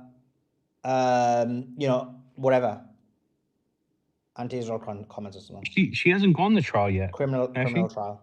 Who? The doctor in UK. Yeah, she's in a trial right now, bro. Yeah, she's in trial now, but there's no Yes, she's on judgment trial right yet. now. He's right. Yeah, but there's no judgment yet. Yeah, she's on trial, innit? That's what I said. I just said she's on trial. Give me an example of an American in the exact same situation. I can't give you an example because I don't know any, but I know students who spoke up who got deported for speaking up. That's them being prosecuted. It's even worse. They didn't even get a trial. What? They didn't even get a trial. They just got deported. Yeah, they're deported. They're not American citizens. I'm talking Doesn't about an matter. American You can't citizen. deport someone because they have a green card and they didn't break a law. Yeah, but I'm saying, give me an example of an American. By the way, I agree with you on this. I do agree that America is impeding on people's rights based on but you don't even believe Israel's in charge. It's not just America. You don't even think Israel's in charge, you think it's just random. But yeah, I do think that because of the Israeli control of the United States of America, they're impeding on American rights, which goes against the First Amendment. But that being said, you have 160 organizations that are legally allowed to go after you and write your job and tell your job that you should be fired for speaking up against Israel. In the US. Yeah, so when you judge freedom of speech, you can't look at just what is the law. You have to look at what is reality. And reality is if you speak up against you, there is 160 organizations that are allowed to operate in universities even. I agree with you on this, Joe. I agree with you. But you think it's random because you don't even think Israel controls the US. But I'm telling you, I agree with all this. I agree with that. That has nothing to do with control over America. Of course it does. All of these things are the Israeli Jewish Zionist supremacists who are using their powers to impede on American rights and take away their free speech. These NGO groups that you're talking about are financed by rich billionaires, Jewish Zionist billionaires, in order to promote this. So I agree with you on all this. I'm saying when you look at the UK and you look at the US, it's very clear that there is more free speech in the US than there is the UK. If you look at the UK, and then I gave you an example of Dr. Rahma, then I'm saying in the US, there may be an equivalent. I just want you to give me an example of an equivalent where somebody spoke out against Israel and is now on trial. I literally just told you one that's worse because he didn't even have trial and he didn't break a law. You know how many people the UK is deporting? Okay, Serena Tannery, a 26-year-old woman from Meadowbank, faced court in January 2026 for allegedly leaving an anti-Semitic voice message for a Jewish nutritionist. Her defense argued the call was accidental, pocket-dialed, and cited her severe intellectual disability. Fiona Elizabeth, what's her name? UK. Hang on. Her name is Serena Tannery. And also, go on. Sandy, what's the first one's name, please? Can you just repeat the name? Her name, Serena Tannery. 1 second. My flip thing. Then Melanie Harris, a 56-year-old Californian woman, was sentenced. Spell it for me. Serena what? SERENATANURI. But Melanie Harris is a better one. A 59-year-old Californian woman was sentenced in May 2024 to 30 months in federal prison for making hate-filled anti-Semitic. Wait. That's Australia. Okay, then I got it wrong. So this is Melanie Harris from California. Hang on. Okay, a 59-year-old Melanie Harris. A 59-year-old California woman was sentenced in May 2024 to 30 months in federal prison for making hate-filled anti-Semitic phone calls and voicemails to the former executive director of the Tea of Life Synagogue. She was convicted of transmitting threatening communications in interstate commerce after she vowed violence and used anti-Semitic slurs. Oh my God, Suleiman, there's loads here. I can keep going. Joe was right. I can keep going. This. 1 second. So, okay, what did she say? What did she actually say? Because it says, okay. Okay, I so don't she know. said, I'm just okay, telling I'll you what read I what she read. said. Yeah, no, wait, this is crazy, right? Okay, so this is what she said, and if she said, she rang the person, right? So imagine someone. Are you like a mother or a daughter? Or have you got like daughters or anything? Who, Sandy? me? No, Yeah. no. I'm just reading the facts. No, No, no, no. I'm I'm asking, from have you got any South family Africa. members? No, Not listen. not a mother or daughter. No. No, you haven't got no children. Of course, I've got children. I'm asking you, have you got a daughter? Have you got a No, child? no. Oh, Yes, sons. I've got two boys. Yeah, twins. Oh, okay. It's always more emotional when you give this example instead of girl. Oh, Okay. didn't work. Okay, so I Beatrix, know where how are it goes. you? Back me up. Back me I up, don't know. So Beatrix. if Where are somebody you? rang your daughter, if you had a daughter, and said, rang her and then said, I'll cut your effing head off, kike. You don't think that, you think that's fine? You wouldn't call the police? No, I don't. Or you think it's fine? You wouldn't call the police? What's your point? That's totally different to me saying I deny the Holocaust. If you're threatening someone to kill them, to cut off their head, I think that's a crime, irrespective if you say I against think Jews, I've Muslims, got. Christians, atheists, Solomon, men, where's women, the line children, though? whoever it is. What? Where's the line? I could That's the take. line. I Yeah. Threatening. Okay, so this is a very good question. If you look at my podcast with James English, because we were talking about this, like threat, whether you threaten someone, whether it's direct or indirect or these type of things. If you directly threaten someone to kill them or to harm them, that's a direct threat. I don't think that's not free speech. So that would be the example. But if you were to do it, that would be the line. But Joa, let me ask you a question. So that Who was I the guess you're saying, woman? Sandy, you think that should be legal, right? I didn't say that. I No, didn't say that. because you You're were putting giving words that in as my an mouth. example. No, But no, if no, you no, look at no. my I'm not. position, I'm going to ask you a question if that's okay. I'm sort no. of Well, going. 1 second. Why you? Okay. What are you doing? I don't get it. I'm asking you a question, right? I'm trying to back Joa up, right? So I'm looking. I'll be honest. I'm looking on to find because I didn't find the right case.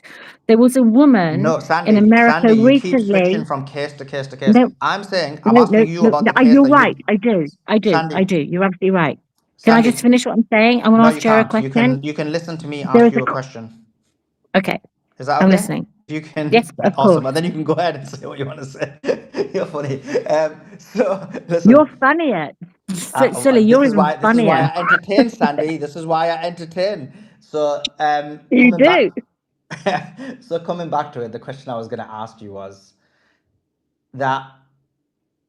Do you think that saying something like that, irrespective of it's said to a Jewish person, Christian person, Muslim person, atheistic person, black, white, brown, yellow, whatever it is, do you think that is a 2 points? First of all, do you think that should be allowed? And B, do you think It's that should totally be? unacceptable. Do you think you should? Totally unacceptable.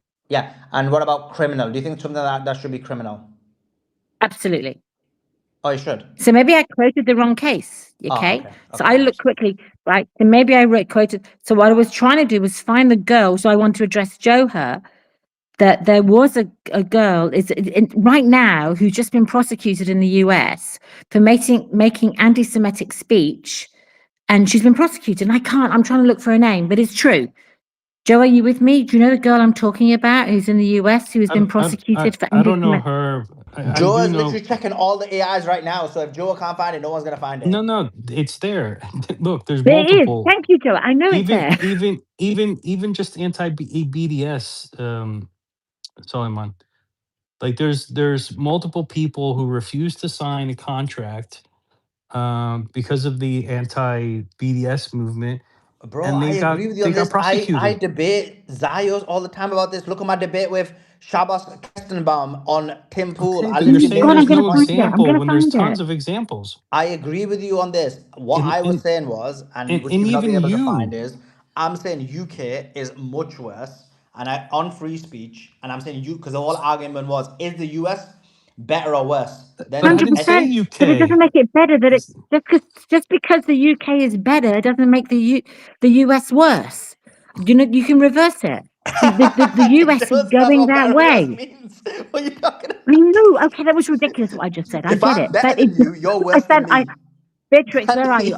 I need Beatrix. She sounds like me. Oh, look here. But no, Beatrix is Listen, I'm agreeing with you guys. Other Zayos, by the way, Joe doesn't agree with this. Joe thinks that it's not even, they don't control things.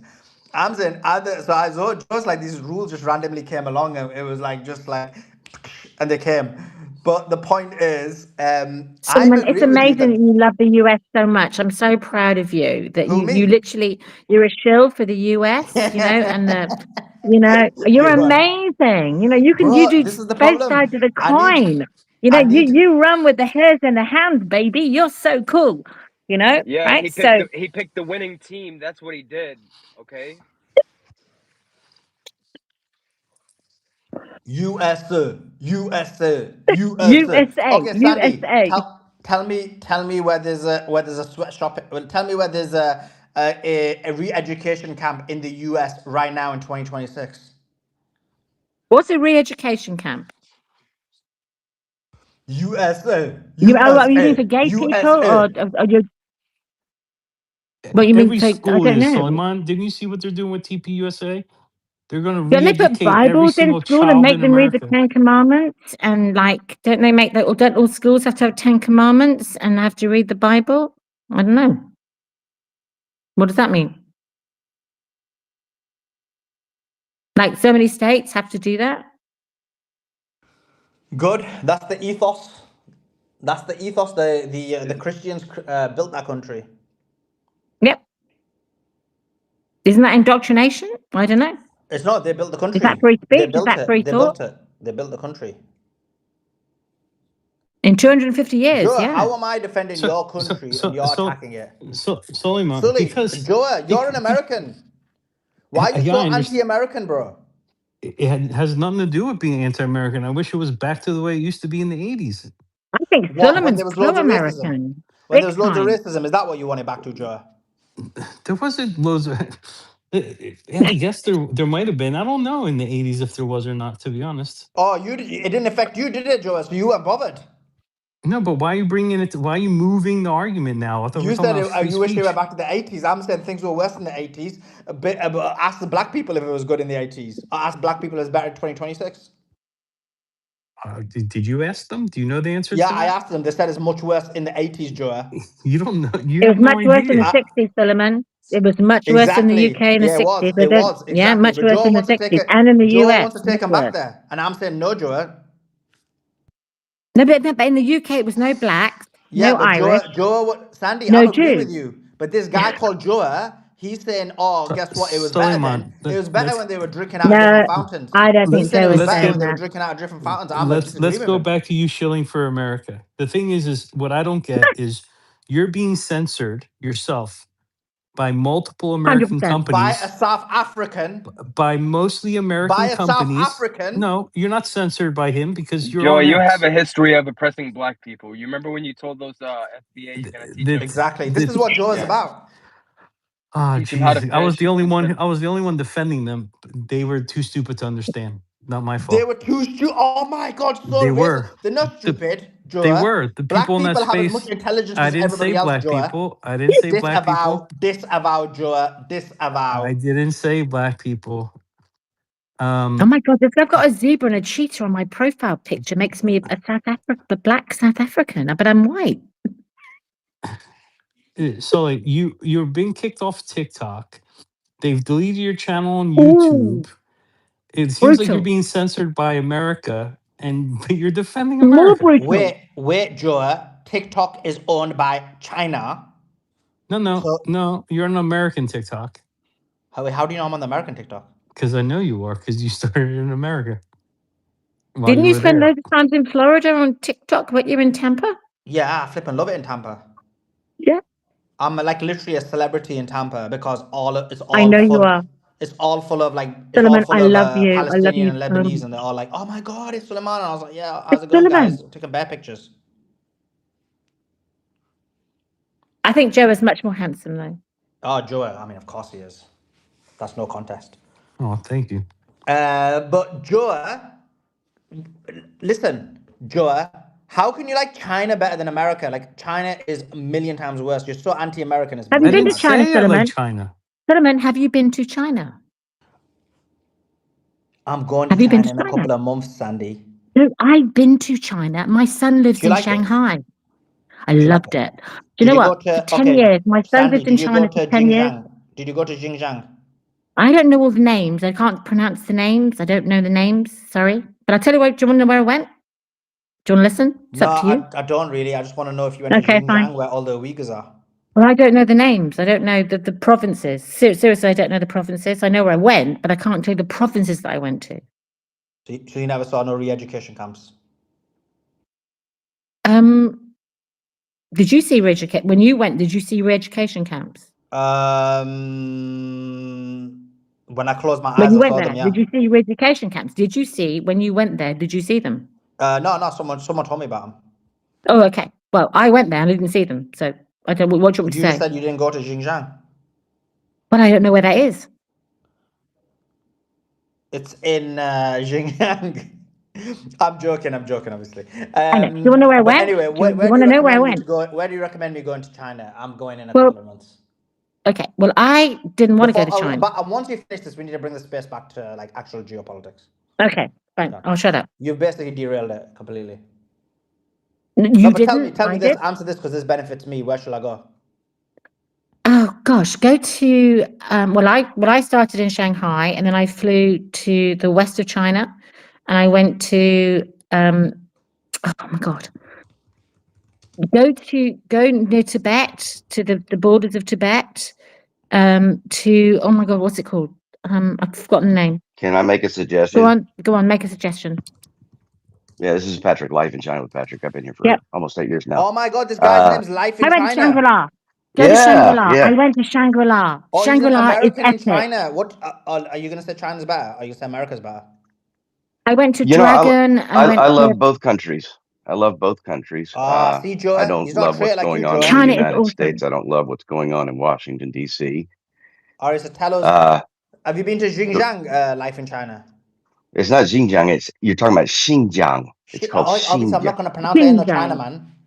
That's all right. I'm just trying to help you Okay, because if you're gonna Xinjiang. Have you been to Xinjiang. Xinjiang? I have not been to Xinjiang, but I know a lot of people that have been there. Oh, so you haven't seen the re-education camps then? I haven't seen them. I suspect that there's some there because they were dealing with terrorism and they were teaching these extremists that blowing up people, stabbing people, and killing people is not a good thing. And what we're going to do is we're going to re-educate you. That's not a good thing, but we're also going to Wait, give Sandy, you how are you doing a. hundreds? It's like Guantanamo Bay. I'm laughing. Oh my At God, you. Sandy, this is your racism coming out again. Oh, my daughter-in-law is Chinese. Yeah, I'm racist. That explains your Don't think racism so. then, doesn't it? You know the Chinaman don't like any other race except white. Hey, Suleiman, come out to Chongqing. I live in Chongqing. It's a city of 33 million people. That sounds China I'll show is you beautiful. around. Go That there. sounds fake, bro. Why you being so racist against Chinese people? We love Chinese people. Well, you said Chongqing, like everyone knows. Everyone used to say that as a racist insult to insult Chinese people. So hang on. I went to Leaping the So, Gorge. like, you're not really in China. You're just taking the mick out of the Chinese people. Hang on. Who am I talking to? Is I'm Solomon talking still to this here? guy, Life in China. He's been No, I racist like against Life Chinese in people. China. I wasn't talking to you, Solomon. I was talking to Life in China. Can He's you gone. educate Is he Solomon? talking? I can't hear Life him. in China? Can you educate Solomon about life in China? Yeah, I mean, I love living here, and I have no plans on going back to the U.S. except to visit family. You know, And you live in Chongqing. Chongqing. I live in Chongqing. Chongqing. Chongqing. This is fake, bro. There can't be a place called Chongqing, bro. Let me check. Chongqing. Chongqing. Chongqing. Listen, in school, people used to take the mick out. Chongqing. Oh, it's pronounced Chongqing though, right? Chongqing. That's correct. Yeah. Oh, it looks nice though. Yeah, I mean, it's the cost of living here is 5 times, 6 times lower than it is in the U.S. I get taxed less. How much does it cost you a month? How much is an How much apartment there? How much is an apartment there?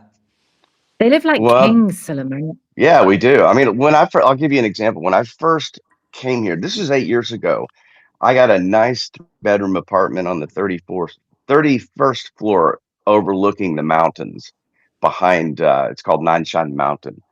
And I was paying $385 in rent for a 3-bedroom 2-bath, parking Bro, that garage. is cheap blood.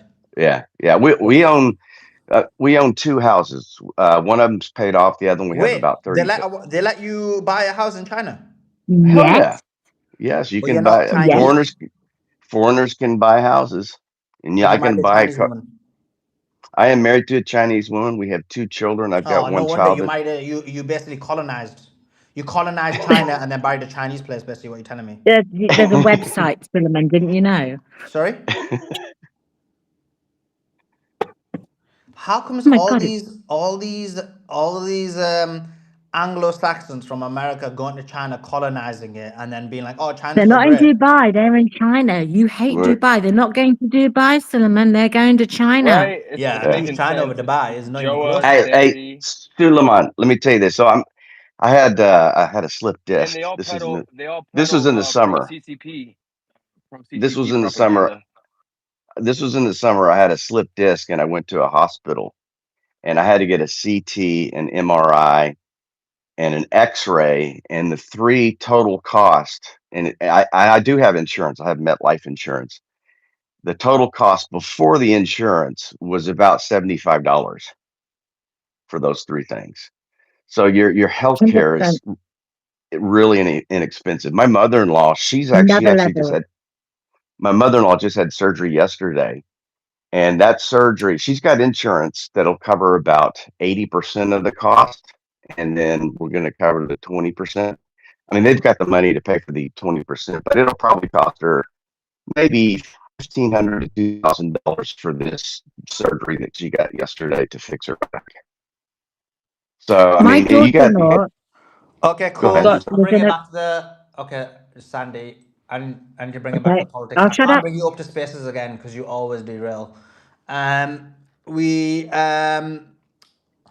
just coming back to the previous question I was gonna have was there was some Joa, did you hear the conversation I had with Commodore Steve Jeremy? I couldn't hear the whole thing because I was working. I was getting some work done, so I only heard part of it. He was saying that the pigs country, P meaning Portugal, your country, are going to be the most impacted by this because they don't have their own natural resources such as oil.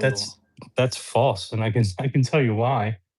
If you Well, he's go a look, commodore, but anyway, do continue. yeah, there are countries out of the pigs that will be impacted, but Portugal is definitely not one of them because we don't get our oil from the Middle East at all. We get it all from Brazil and from Angola, ex So Portuguese you agree with colonies. him? No, we don't get affected at all. No, he's not saying that, bro. He's Yes, saying that the pigs country mhm. they're not self-sufficient, like they rely on importing the energy.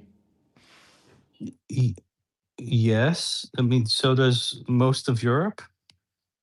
Yeah, but he was saying Norway is completely self-sufficient. UK 50% How's UK 50% self-sufficient? from the North Sea. Yeah, but I mean, Portugal, 89% of Portuguese energy is renewable energy. How much? It's 89. It's in the very high 80s. I don't Look it up. understand the It's like one of the defensive. highest. It's one of the highest in the world. I think only China produces more in terms of megawatts, but not in terms of percentage. We used to have the largest sun farm in the world, But then what happened? and then trying to build a bigger one. Okay. And okay, that's with Portugal. Obviously, that's your personal country. What about the rest of them? I don't know. I don't know. I know Italy. I know Italy. Greece, Germany, Spain. Yeah, Spain. I don't know. I think Spain might have some problems, but that's why they made the deal, right? Also morally, probably why they made the deal. Italy, I think, gets their stuff from Africa as well. Their oil, not from the Middle East. So yeah, they do import, but they're not getting stuff from the Strait. At least not energy, but they are getting urea. Almost everyone gets urea from the street. Interesting. And did you hear about? Because I didn't hear your thoughts on this. Did you hear about OPEC? Yeah. What's your thoughts on it? Or you're not really? I don't see it as big of a deal, only because they don't Really? produce that much. They don't. Everyone thinks huge deal, bro. I've been But reading how? bad articles on it. They don't produce that much. Like their production is nothing in comparison So to they most of the other. produce currently. Yeah, but Currently, y- according to their quarter, it's like 3.3 million barrels a day. Right. They claim that they can increase. Simon, I didn't hear. The only person who said this to me, I never read it on anywhere. Simon said if they can increase it by 4 billion barrels a day. I read that the alternative pipeline that they've got they themselves claim 1.5 to 2.2 million barrels a day. But Mhm. I read that the real tangible amount for that is 400 to 700,000 barrels a day. But I think the reason they're doing that is because I don't think they expect the swap lines to be approved, and they're going to have to get the money from somewhere, right? So joining OPEC, which means they're going to have to turn on increased production. Yeah, I think that too. I'm with you on Joe. Cause Joe, I feel like you are just more smarter than everybody else, to be honest. Because I literally think the exact same thing. This is why, to troll them, I put a golden tweet out to say UAE is desperate. So I agree with you. I think that they're basically trying to get ahead of it and try and sell as much oil as fast as possible to try and generate income. At this point, put it towards AI and hope that it when you gamble and you try and accumulate as much wealth to basically throw it onto another industry, hoping that you can basically become the top dogs in that industry. Yeah. Look, I hate OPEC because OPEC is basically does to oil what the beers does to diamonds, right? Diamonds are actually cheap. The only reason why they're expensive is because they're restricted in their distribution, because the beer family owns all the diamonds. And that's the same thing with OPEC. They're controlling the flow so they can control the price.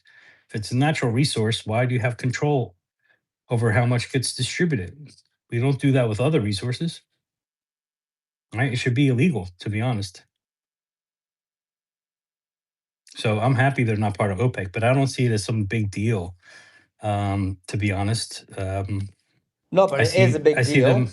It is a big deal though. Like if they, let's say they're sold, I know basically there's about 100 million barrels a day that's sold, right? If Right. So hypothetically, yeah. it's such a small percentage. So if hypothetically it is true that they could do another 4 million barrels, that'd be 7 million barrels a day, right? That's like 6-7%. You don't think that if you were to That's sell 6 point, significant, but I you find it don't hard think to believe. you don't think, yeah, I don't believe that as well. But let's go with the 2 million, 2.2, which they claim themselves. So that would take them to six, because they do 3.3 now plus 2.2, 5.5 million barrels. So you don't think 5.5 million barrels sold at a cheaper price would impact the price of oil? That's like 5% of the outlay. But they wouldn't be increasing. They wouldn't be selling a cheaper price. They would be lowering the price of gas because there's more in the system by 5%, let's say. And it's not even going to be 5%. It's going to be whatever the increase. So let's say 3%. 2%. Yeah, that's not a big deal. That'll counterbalance what Iran is charging for its toll. So if they leave OPEC, you're saying Saudi will still keep control of OPEC and everyone else will still abide by it? Probably not. I would assume they wouldn't. And that's the risk. That's what I was trying to explain to Simon. The actual real risk isn't UAE. I think they have no impact at all. But the cascading effect could be impactful. But who's that bad news for? Saudi. No, Saudi can produce oil super cheap, probably the cheapest in the world. Oh, I get what you mean. Who will it be more impactful for in terms of financially? Yeah, US. Yep.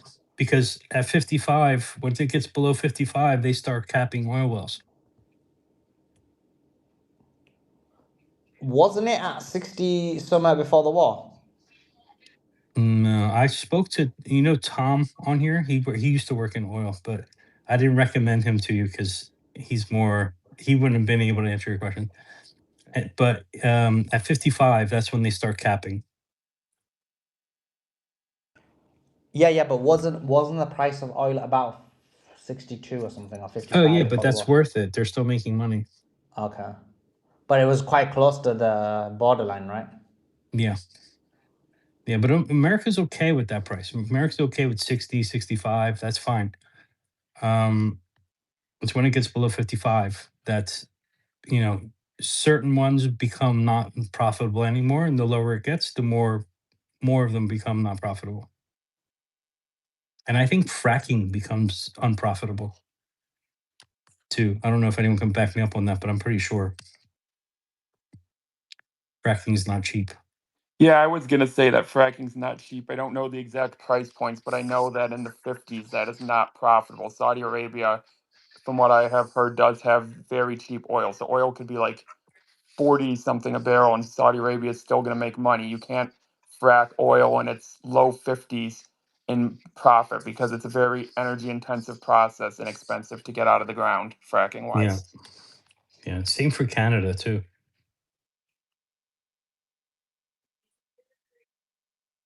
Yeah, so I don't see it as big of a deal, Simon, from what I heard what some of the other speakers said, but it's a very small percentage.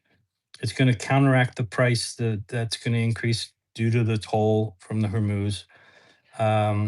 It's only going to increase by how much they increase production. So, 2%, 3%, not that big of a deal. Our reading it's not even that much. I was looking at the real figures. Like I know the Emiratis are getting super excited, but I was looking at the real figures is only like 400,000 barrels to like 700,000 barrels. Yeah. Which is less than 1 million. It's nothing. They'll be charged more on the Strait of Hormuz than they'll actually make extra on that. Probably. That might But it be the makes reason sense. they're It doing makes it. sense for them to do that. Yes, it does in an individual sense, but like I'm surprised someone like MBS would allow them to do it, because part of like being part of a monopolization of a situation, being the head of a kind of like a mafia group, is that you don't let anyone, like someone leaves your group, it doesn't really matter, it's the impact it has, right? Yeah. Did they say why they're leaving? Yeah, they did put out a statement. In terms of what the specifics of that statement were, I can't remember now, but yeah, they did give reasons. It wasn't anything in depth.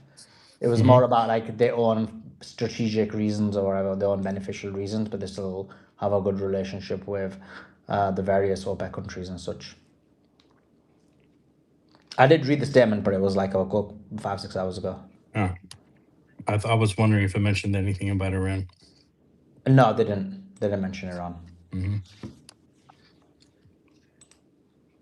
No, I think it's a good thing. I don't like OPEC, but I don't think it's going to have the effect. I don't know why other countries would still be part of it, but well, you do know why other countries would still be part of it. I don't know why Saudi Arabia would want to when they could actually make way more money. But from what I understood, Russia actually wanted cheaper oil, and Saudi Arabia wanted it higher. And those are the two big players that have been pushing for one side or the other. Yeah, I don't understand why you think Saudi would be okay with no OPEC, because they ensure the price of, because their entire industry is based on oil, largely speaking, separate to like a small amount of tourism in terms of like religious pilgrimage. But majority of their industry is based on oil, and if oil prices were to crash down, they would still make profit, but they'd be making, overarchingly, that would impact them in terms of the entire like GDP, right? But they can increase production and they make more profit than anyone else. I read quite a few articles today trying to like swat up on what was going on. I read that basically Saudi, even the bare max they could actually get to, even if they were like all in, would only be 10 million barrels. Aren't they already on like 8 or something, or 8.8 or 7.8 or something like that already? But isn't Saudi who produces the most in the world? I believe it's them or Russia, right? The US produces the most. No, production. No, US doesn't produce the most. It's Saudi or Russia, but I can't remember which one. Yeah, I think it's Saudi. In terms of the OPEC agreement, or In terms of just total production.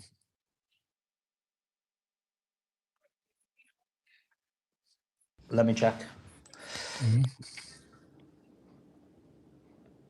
It might actually be the US, but the US Thing is right. not always. What's his name again? Andy's right. It is US. 13.5 Yeah, but billion it's not barrels. always. That's the thing. It flip flops back and forth.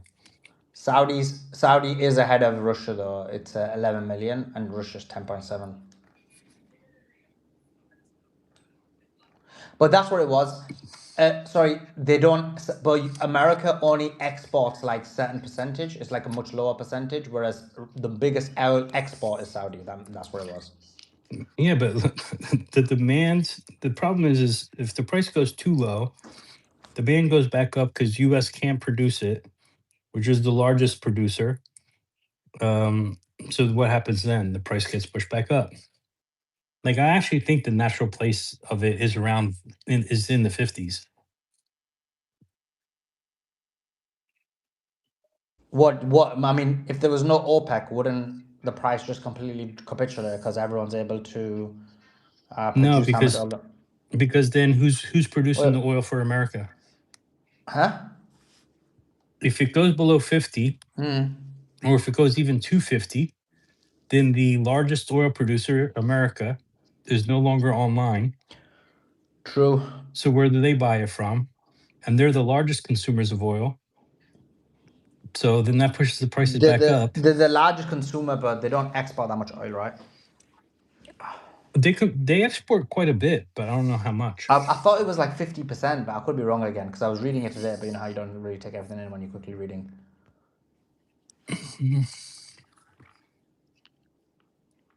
I'm checking. Yeah, it exports approximately 10 million barrels per day. Oh, so so the largest exporter as well.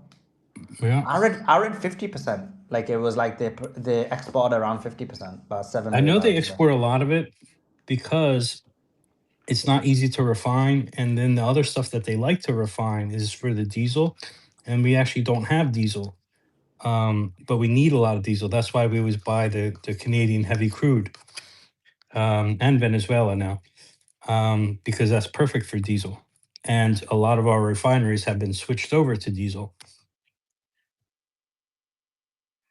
so they wind up selling a lot of it.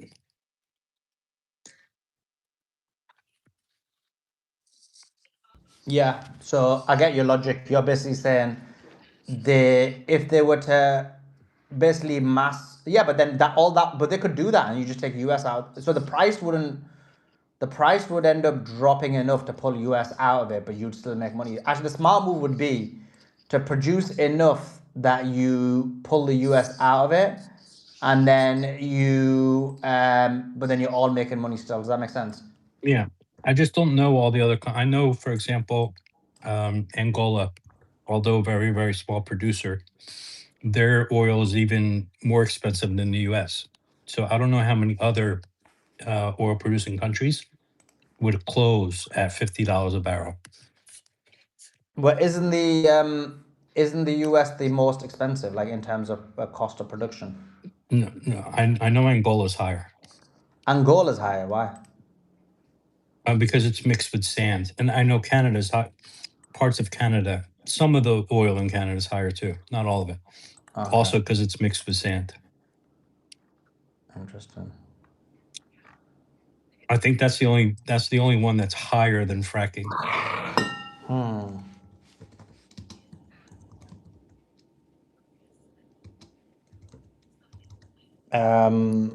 Okay. What's So you don't think it's that much of a big deal? So why was Gary? What's your thoughts on Gary? Gary was buzzing over it. Yeah, because he hates OPEC, like I do. Yeah, and that's a good thing. But I don't think that if he was saying it because he thinks it helps the U.S., I don't think it does. I think it actually hurts the U.S. If other countries decided to also leave OPEC.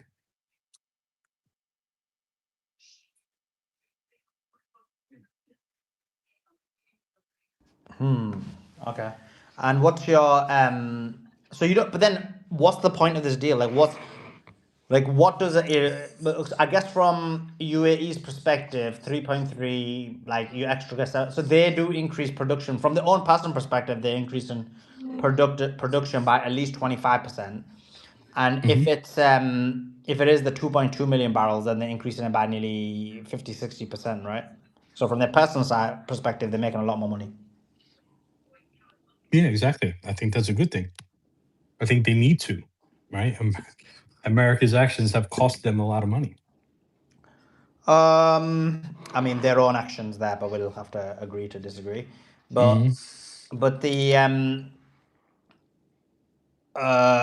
yeah, but anyway, we're in agreement. I think that they are doing it out of desperation because they financially got issues, and they're trying to get to the race to like AI. How would this entire thing affect the AI industry though? If the energy prices are lower, doesn't that benefit the AI industry? I know people say this all the time, but I don't know why people associate petroleum with AI. I don't know anyone who's running, I mean, coal plants, nuclear plants, hydropower, nuclear. Like, which power plants are running on petroleum, on oil to power these stations? And most of the time, what these guys do, I forget what it's called, but people will invest. For example, if you look at an IKEA today, most of them have solar panels on top of the IKEA. It's not IKEA that put them up. It's a group of investors that will go in. They'll say, "Hey, we're gonna, instead of you paying the electric company, you're gonna pay us. We're gonna set up the solar panels. You have batteries, and you'll always have power guaranteed, and we'll charge you less." And IKEA says, "Okay." And then the person who invested, or the people who invested in that, they make about a 14 to 17% return per year on that investment.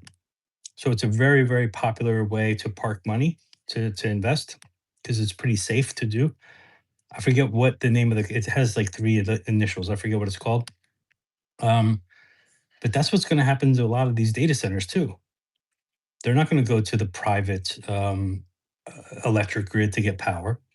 People that have money, instead of putting it into real estate, will build a power for these stations and get paid based on that power because it's a decent return. It's better than getting whatever percentage in a CD.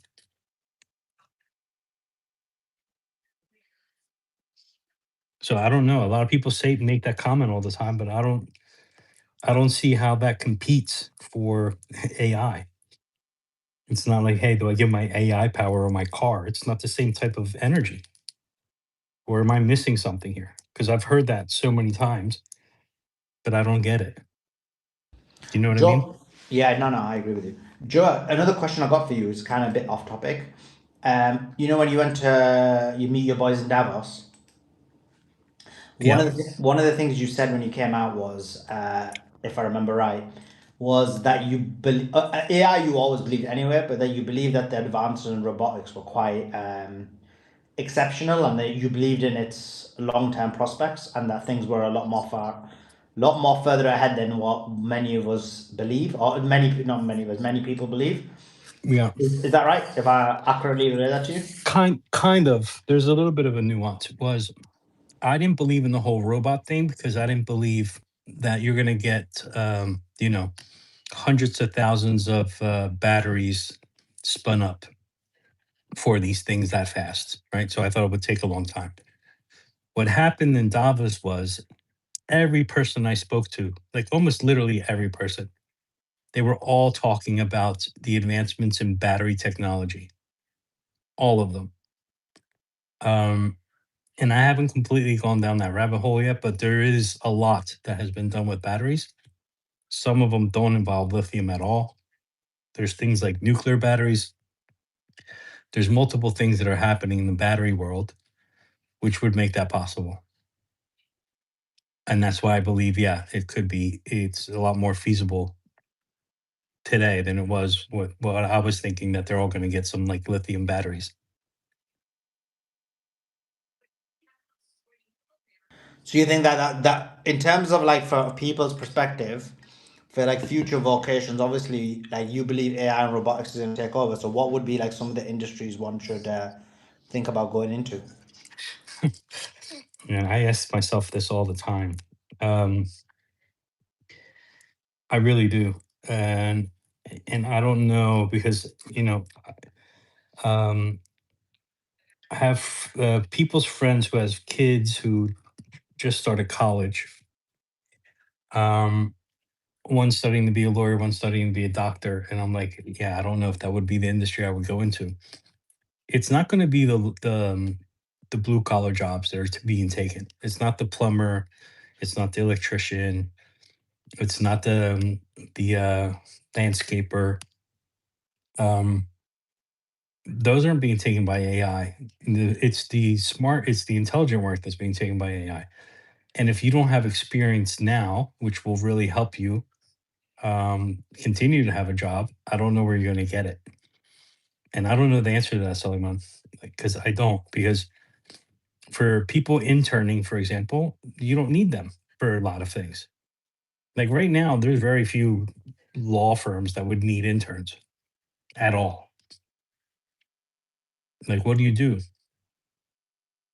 Right? You want to do become an architect? I can draw up 500 plans in a matter of a half hour and choose the one I like the best. Right? And do the interior design too while I'm at it. Right? And that's today. Right? You go study computer science. We're shipping code 4 times the speed and quality and quantity than we did just 4 months ago. That means 75% of the staff that we have, we wouldn't need. We're keeping them because we're pushing harder, but I can understand why big companies would be like, hey, we don't need you guys anymore. So I don't know the industry except for blue collar stuff. Have you heard other people's opinions on it? Yeah. What people tell me is like if you look, basically most of these industries are going to be kind of taken over, and essentially even like programmers, they'll all be gone. It'll only be like the more senior ones that'll remain. Like a lot of these big, like Google, Microsoft. I know a few people who work there, and they're um they've just laid off all the junior staff members, and like one, like the AI, I don't know if it's one AI, you'll know better about that, but anyway, AI will take, like, for example, what 4 people's job is in the day, or 6 people, it'll just, AI just replaces that, and like it's so good, you just put a certain code in, and like something that used to take like even a senior like coder, I don't know, like a while, it's like exponentially faster as long as you give it the right commands and code. So they're saying like most jobs would be taken. And they're like the best jobs to kind of think about is AI, robotics. The other one was he was in architecture, not architect, but some form of architecture. But I forgot what he said now, so I need to ask him again. But there's like a few those type of jobs are the The ones thing we is, need. the only thing that throws me off, okay, is when you look at Wall Street. Wall Street has had what is AI in all reality for many, many years. Okay. Um, although it wasn't called AI then, it was just machine learning and execution and things like that. It's been around for a long time. Most people don't know, but 80 to 90% of the volume you see on Wall Street is done by bots. It's not done by people. But financial industry has exploded. It has hired more people. It hasn't let the people go just because things were automated.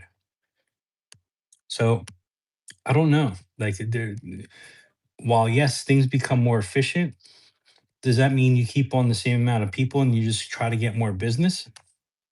But when you have more conglomerates, let's say, like just like what happened to the accounting world, where it's like the big 5 or the big 4, whatever it is, does that wind up happening, or do they let people go? You see what I mean? There's a lot of variables that I don't know, because the only industry I have to compare it to is is the financial industry,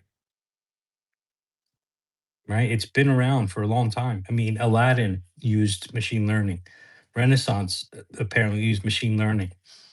They're like two of the biggest, best known funds out there.